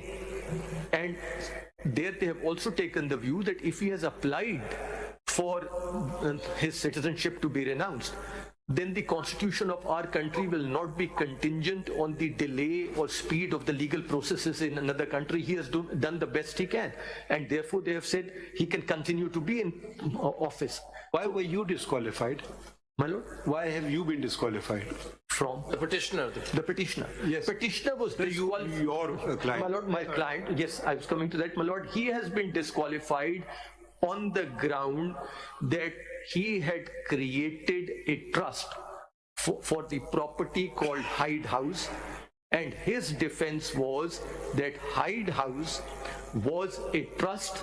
The misdeclaration in the nomination form, is that the allegation? Yes, but his case was that there was no misdeclaration. No, that's a different thing. I just want to know what was the reason. So in all these cases, if you look at all these cases that where 62(1)(f) was invoked, the misdemeanor is misdeclaration, or maybe they have not given. Misdeclaration generically would be it, and misdeclaration in the worst form taken could be brought into age.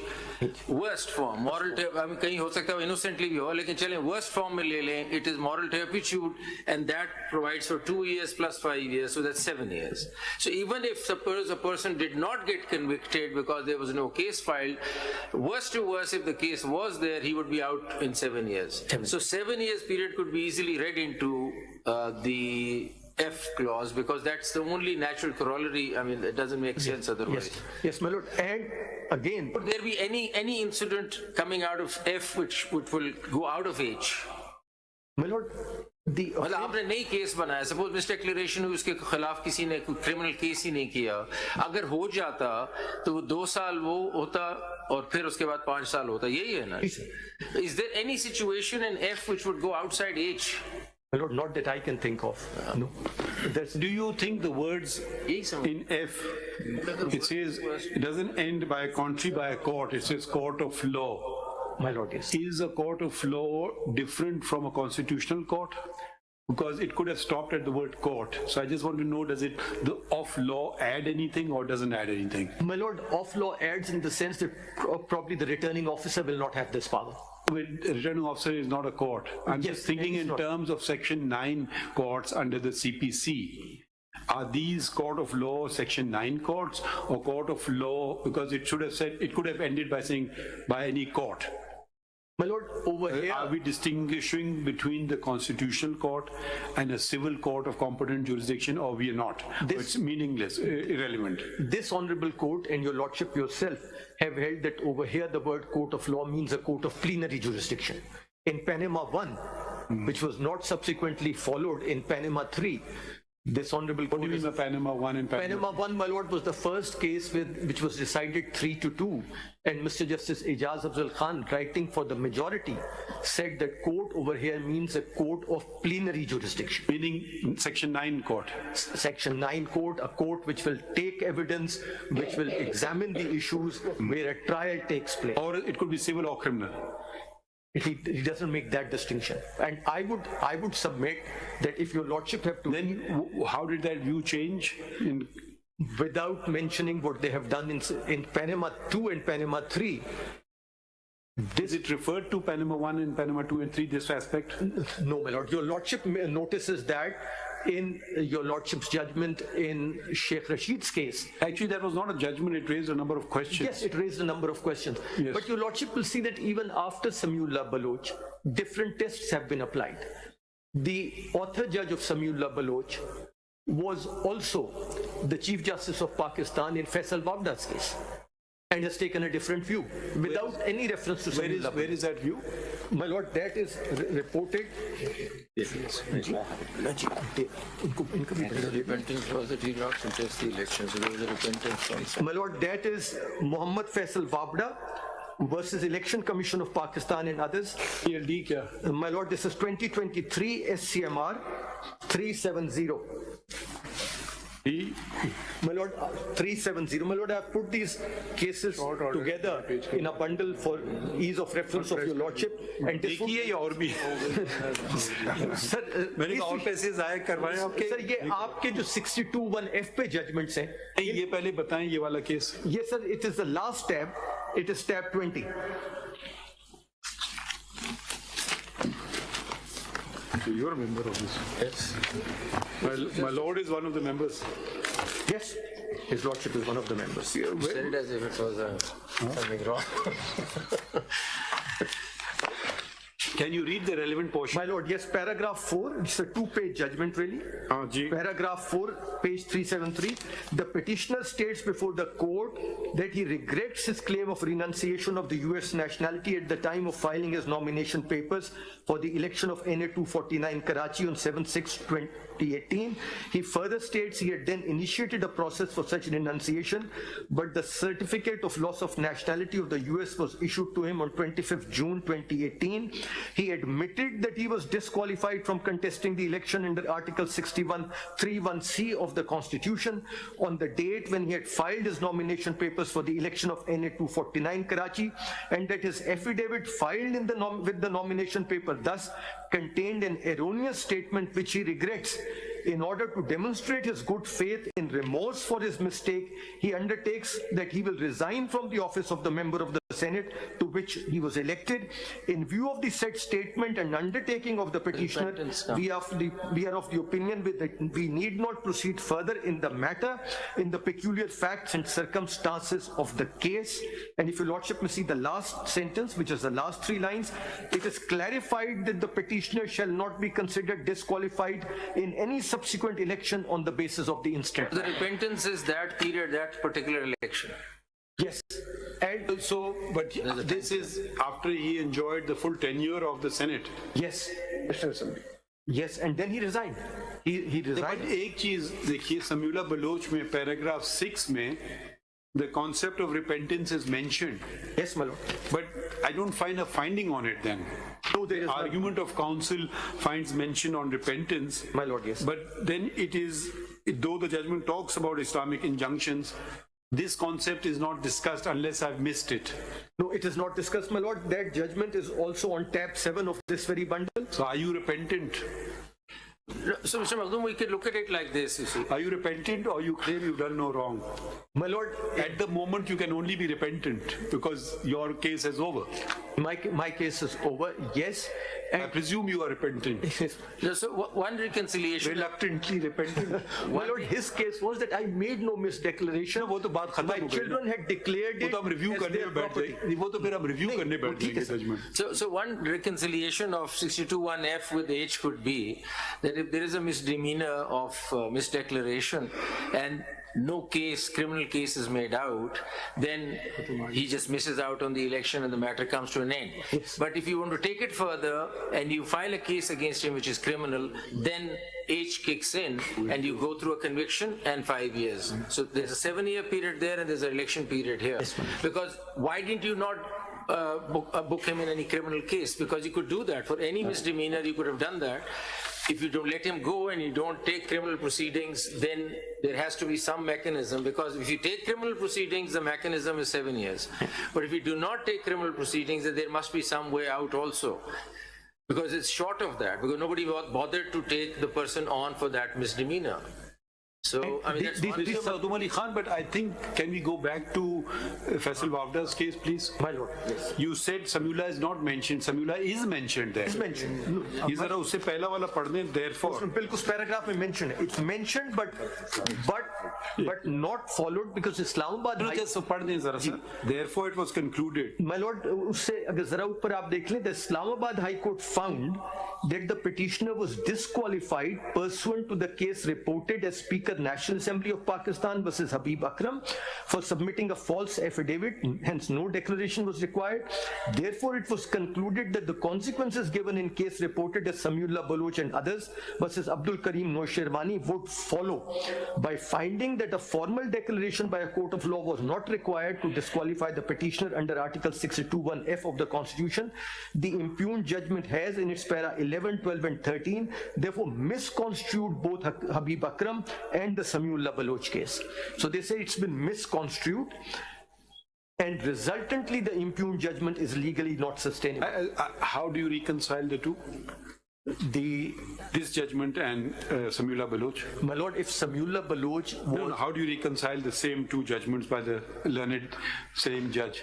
My lord, my submission is that if Samiullah Baloch was strictly followed, there was no way out but to disqualify Mr. Faisal-Wavda and Islamabad High Court. Life. For life, because Islamabad High Court had correctly decided the case. He will be disqualified because of his corrupt practices. Who, my lord? The person who gives false statement. Yes, the my lord. corrupt practice defined in section 167 of the election laws. My lord, yes. But for that declaration, there must be criminal proceedings as provided in section 174. Yes, Penalty for corruption or corrupt practices. उनको सजा होनी चाहिए court से. जी. Court means criminal court. Your lordship is When there is absolutely no right. declaration from the court, can person be still called as a corrupt practice? My lord, that is my submission that 62(1)(f), the declaration which they're thinking about is the declaration under now the Election Act 2017, previously the Representation of People Act 1976, and the words used over there were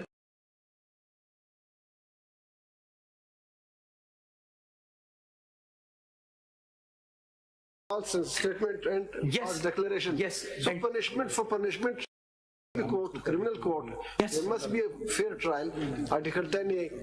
Thereafter, if the court declares that the person has committed an act of corrupt and practices, that is why your lordship will have to read 62. once that declaration is made, then under 62, if somebody shows at the time of submission of papers that this person is disqualified, is not qualified to be elected, his papers can be rejected.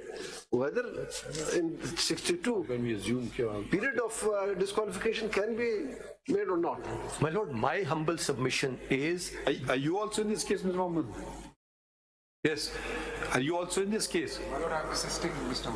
Maktoum Ali Khan in the same matter, my lord. Okay, sorry. I was counsel in... We wanted to hear the other version as well. Because all of you seem to be on the same side in a way. So we wanted better articulation of the contrary viewpoint. Who would canvass that viewpoint? Anyone in the court who will canvass the contrary viewpoint with some level of seriousness. Except Sana Baloch, everyone. Sir, if you allow me just... No, anyone in this courtroom who wants to canvass the contrary viewpoint with the level of seriousness, we would like to hear. Because you're an Attorney General and most of them are just saying what you are on the same side. My in a lord, way. I would like to submit. कौन बोल रहा है? From Lahore. Khurram Raza from Lahore, my lord. Okay, then you please make yourself attend here. We don't want to hear important cases on video link. If you are serious about this case, come to Islamabad. My lord, I will.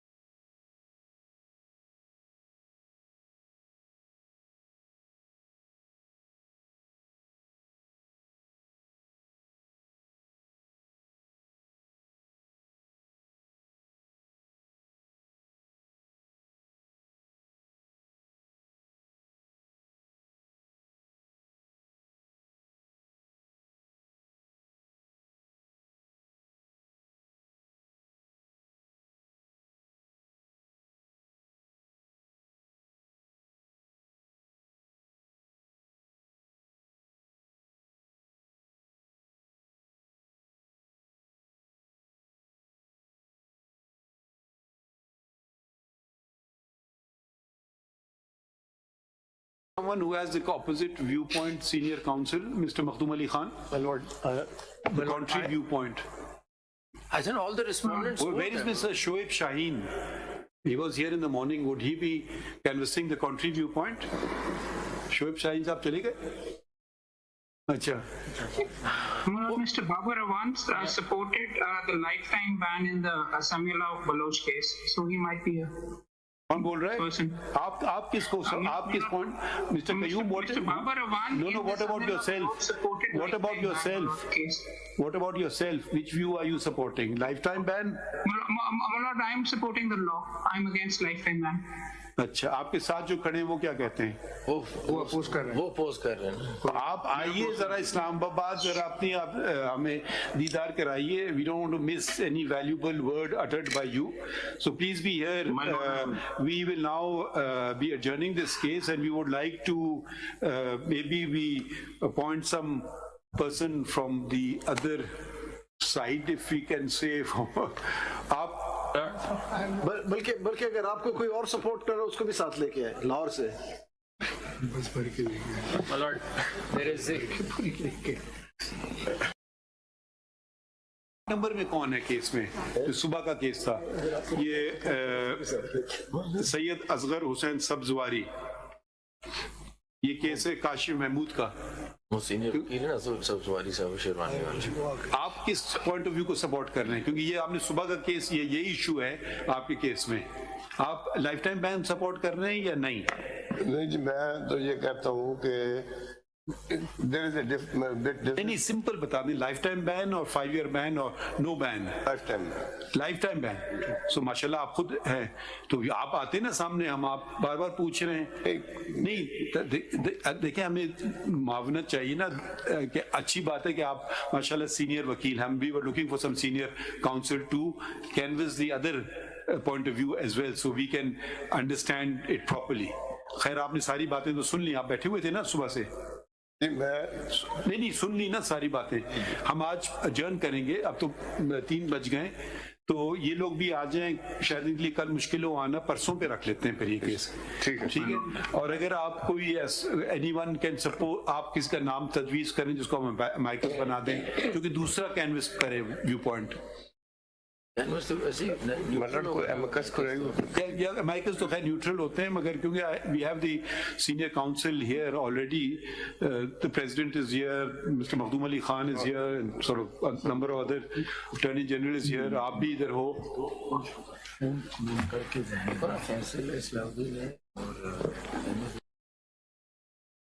Siddiqui साहब हो सकते हैं.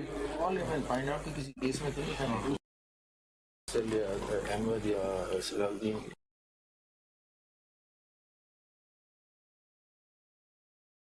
Case, Mr. Munir Malik was amicus. He was amicus then. We saw these. There were a number of Mr. Asma Jahangir was there. Munir Malik was amicus then. Whether he will be, how well he is. Visual links in Samiullah Baloch. No, but I thought the respondents would be opposing this. The respondents in these cases would not be opposing would be supporting the lifetime ban. Mr. Makhdoom Ali Khan, you won everyone over. All the respondents are now against the lifetime ban. I don't understand. So In fact, my lord, the opposing side, they were initially were of the fact that it must be a lifetime. Prior to that, in 2018, we are those who are making out that we should not be given a lifetime here for the 5 years. So only one thing is this, my lord, the whole scenario, I want to just add one thing, that is that a declaration and the conviction, these are the two words which are very necessary to be adjudicated by this honorable court.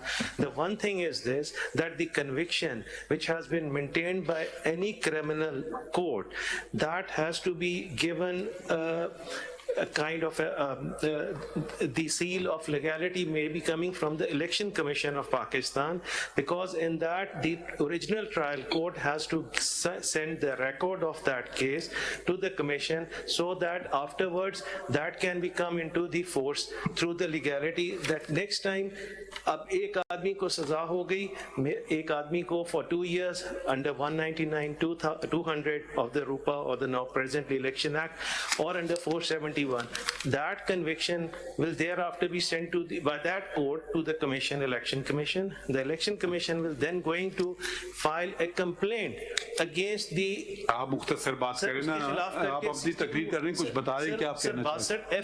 1F की जो proceeding start होंगी वो election commission की complaint से start होंगी.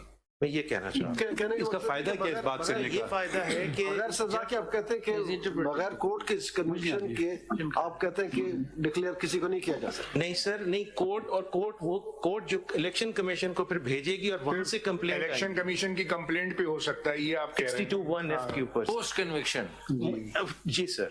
सनाउल्लाह बलूच साहब, ये देखें बहुत पेचीदा आईनी कानूनी मसला है. यकीनन आप पार्लिमानी मेंबर रहे और अच्छी तरह से आइन को समझते हैं, मगर हम आपको मौका देते हैं कि अगर आप कोई वकील करना चाहें, क्योंकि आप सपोर्ट कर रहे हैं ना लाइफ टाइम बैन को, तो क्योंकि ये इसमें ज़रा हमें तशरीह करना होगी, तो ज़रा यकीनन आपकी महारत है, पार्लिमानी महारत, मगर ये ज़रा बहुत टेक्निकल इश्यूज भी हैं, तो हम आपको एक मौका भी देते हैं. अगर आप किसी वकील को करना चाहें, आपकी मर्जी है, तो आप कर लीजिए. ठीक है, हम आपकी बात हम नोट कर ली, मगर वो देखें फिर हमने जितने बहुत सारी आर्गूमेंट डिस्कशन यकीनन आपने सुने होंगे, तो आप अगर कोई करना चाहे वकील, हम कर लें, तो हम परसों पे फिर इसको रखते हैं. परसों केस 11:30 बजे.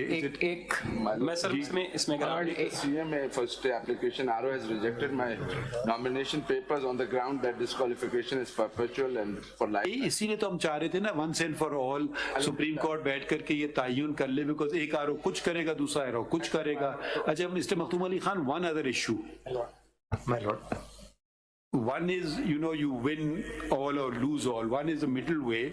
The middle way is that Al-Samrez was, the law undid its effect. Can we have the list of those cases where a non-obstante clause, irrespective of anything held in a judgment, and they were sustained? because that could be the middle way, that we don't touch the judgment, but now that the law has come, it occupies the legislative domain. This is one aspect. The other aspect which has not been touched upon is that we have only read the constitutional provisions so far. Most of these cases deal with the earlier election laws, which was ROPA, Representation of the People's Act 1976. Did that law or the Election Act of 2017 provide any term for disqualification, or it simply reproduces the language of the Constitution? Because I'm familiar with ROPA, I'm not so familiar with the subsequent enactment of 2017. So if you can consider those as well, that does the law say anything at all? And the third thing which I want you to attend to is, did either law, ROPA or the Election Act of 2017, prescribe a period of disqualification which was not mentioned in either 62 or 63? Are you clear with the queries? Yes, my lord. Yes, my lord. And for everyone else as well, these queries they can attend to. My lord, and I will request any of my colleagues, if they want to put a particular query, that you all can come prepared on that. My lord, with one request and leave of your lordship, ये doctrine of legislative repeal के ऊपर आप थोड़ा जी sir, उस पे यही मैं request करने लगा था चीफ जस्टिस साहब से कि those bundles are also ready, that list is ready.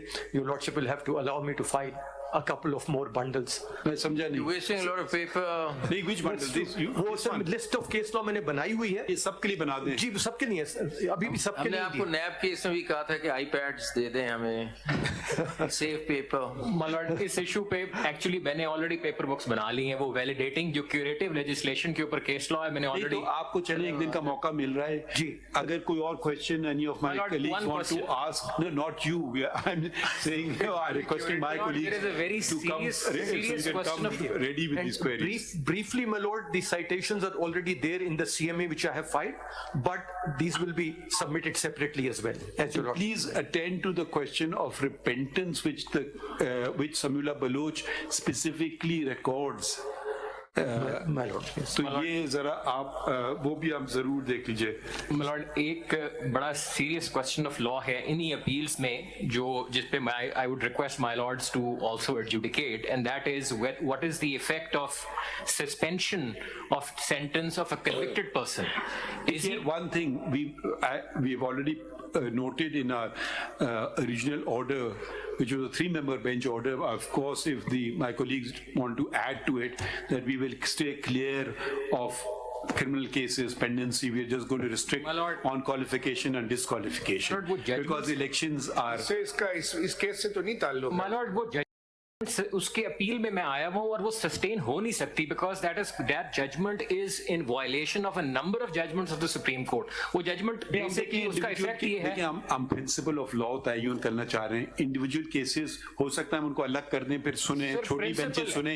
ये 7-member बेंच अगर सुनने बैठ जाए तो पूरे इलेक्शन खत्म हो जाएगा. हम सुनते सिर्फ प्रिंसिपल की मैं बात कर रहा हूँ. वो उन्होंने रिडंडेंट कर दिया है आर्टिकल 63(1)(h) को, जो हमने अभी बाद में सुन लेंगे. आपने जो कंसाइज स्टेटमेंट दिया, नंबर क्या उनका? माय लॉर्ड, उसका मेरा नंबर है जी 8, CMA नंबर 8 है माय लॉर्ड. और इस पे केस लॉ भी माय लॉर्ड मैंने सारा जो मैंने कोट किया हुआ, मैंने उसकी पेपर बुक्स भी बनाई हैं. माय लॉर्ड आपकी CMA कौन सी? Mine is 6, my lord. So what we do today, we'll observe loudly, and that I'm sure will be recorded. If anyone wants to canvass the contrary point of view, not to come and make a speech, but attend to the constitutional provisions and the law, we are ready to hear it. The contrary view being that it's a lifetime ban. So because most of you are in support of a 5-year ban or no ban at all. So that offer is open to everybody. If we consider, we will appoint amicus as well, but at short notice, whether they can render even that assistance or not, because this has to be wrapped up very quickly one way or the other, because every returning officer should not be left confused what he has to do. I'm sure you all agree to that extent. Whatever it is, it should happen once and for all. And my CMA number 1 for stay is fixed today. Regarding the RO in Civil Appeal number 1946/2023, You've been disqualified. My lord, RO has held that he is disqualified for life, regardless of section 232(2) and regardless of orders passed by my lord. नहीं तो वो हम देख लेंगे ना, अभी हम appeal में जाएंगे ना, अपील तो कर लेना अपनी rights of. As an abandoned caution, we have. हाँ तो वो कर लीजिए ना, पता नहीं हम किस तरफ फैसला करें। अगर हमने आपके फेवर हो गया तो उसका इफेक्ट हो जाएगा ऑटोमेटिकली। ठीक है। I had drawn your attention to the 4 points which Ishaq Akwani's case the court had left open with regards to which court would it be to give the declaration, the procedure to be followed, the standard of proof and the locus standi.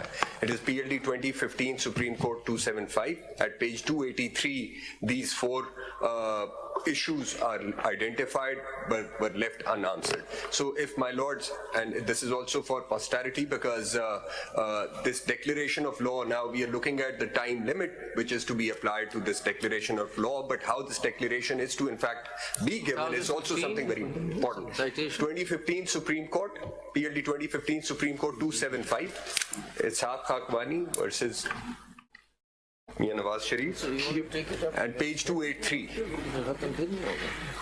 I will do it at 9:30. Paragraph 4.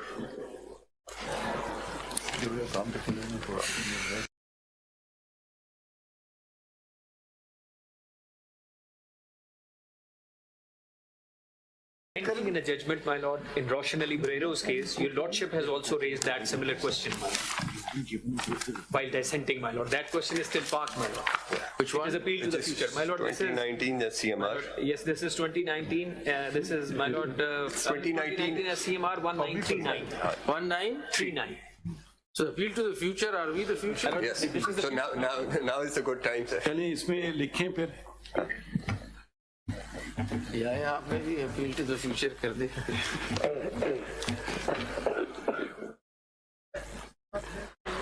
अच्छा हाँ, इसमें लिखिए CPLA number 2680/2023. The point raised in this petition are the same as are being considered in the cases in Civil Appeal 981/2018 and other cases fixed before the 7-member bench. Accordingly, this case to be fixed along with the said cases as well. Full stop. The number, अच्छा ये हमें एक चीज भी बता दीजिएगा, ये हमें because there should not be created an impression which unfortunately we cannot control, social media or even media, but for accuracy's sake, who is contesting which political party. So let it not be perceived as this is for a political party or against a political party. We are only concerned with the constitutionality and the legality of the matter. So I really don't know these names, whether they're independent candidates or their things. So if someone can give us a list of who's where, so that would be helpful and may dispel the notion that it is for a particular cause, which is not our concern in the least. क्या लिखा है?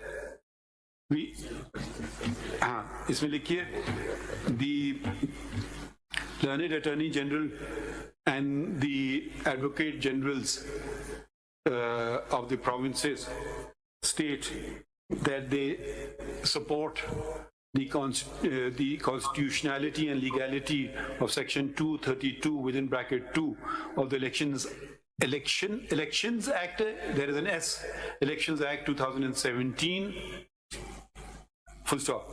A number of petitioners, oppose कौन कर रहा है? आप.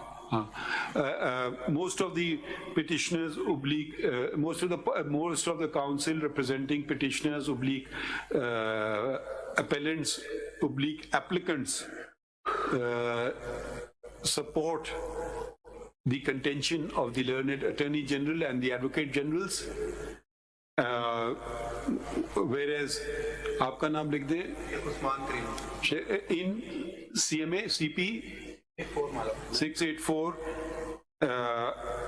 और कौन अपोज कर रहे हैं आप 880 CA 880 नाम अपना बताएं नाम बताइए खुरम रजा मेलो mister Khurram Raza and Mr. Khurram Raza in CA 880 oblique 2015 states that the lifetime it should that it is a lifetime ban.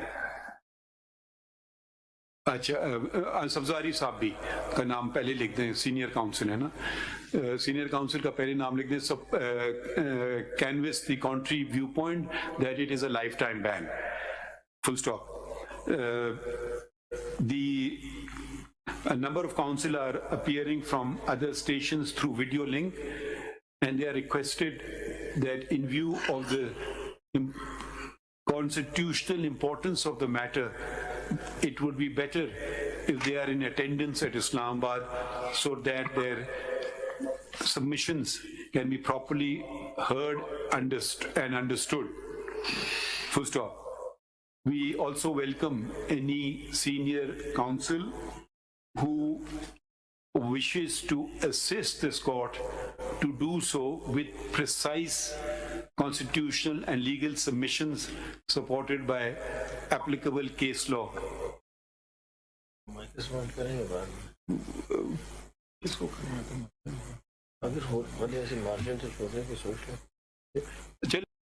लगता है कि अगर हम कोई माइकस अपॉइंट करें शॉर्ट नोटिस पे पता नहीं it will be fair to amicus और not can you suggest a name that we can appoint and who's available at Islamabad or Pindi?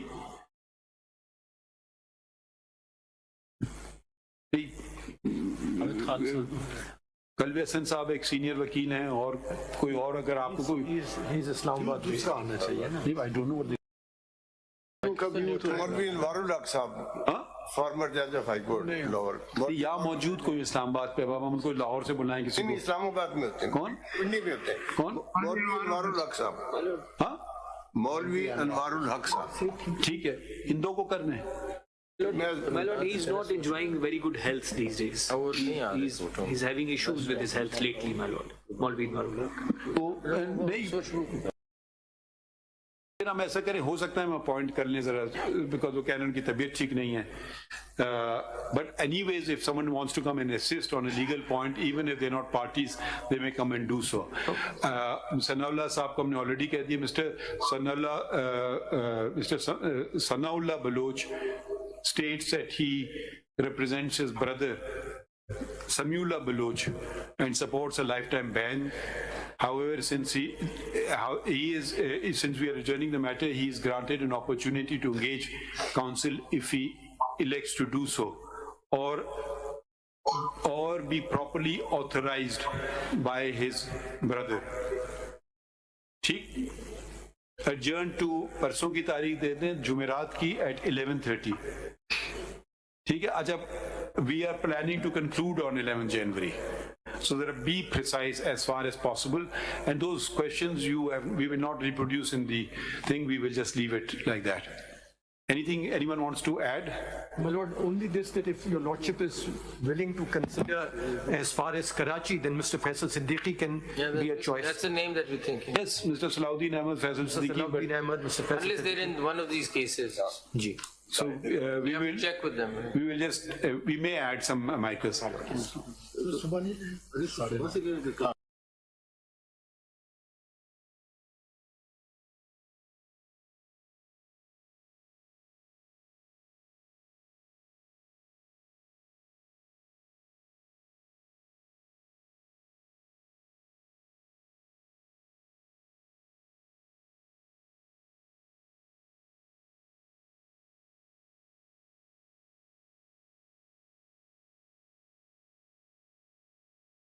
Yes, that's yes. See, so we will see availability and we may appoint And you can mention them if they just want to come themselves. It's an Attorney General loyalty kind of concept. No, but my lords may also then consider Mr. Ashtara Saaf Ali because he had a certain, he was the Attorney General when this case was argued. That view is already there. I know. No, but we were looking for the alternate view, the other view. We need opposite view. ठीक है, thank you. वो आप opposite view ही देख रहे थे तो मैं इस context में कह रहा हूँ. Thank you everyone.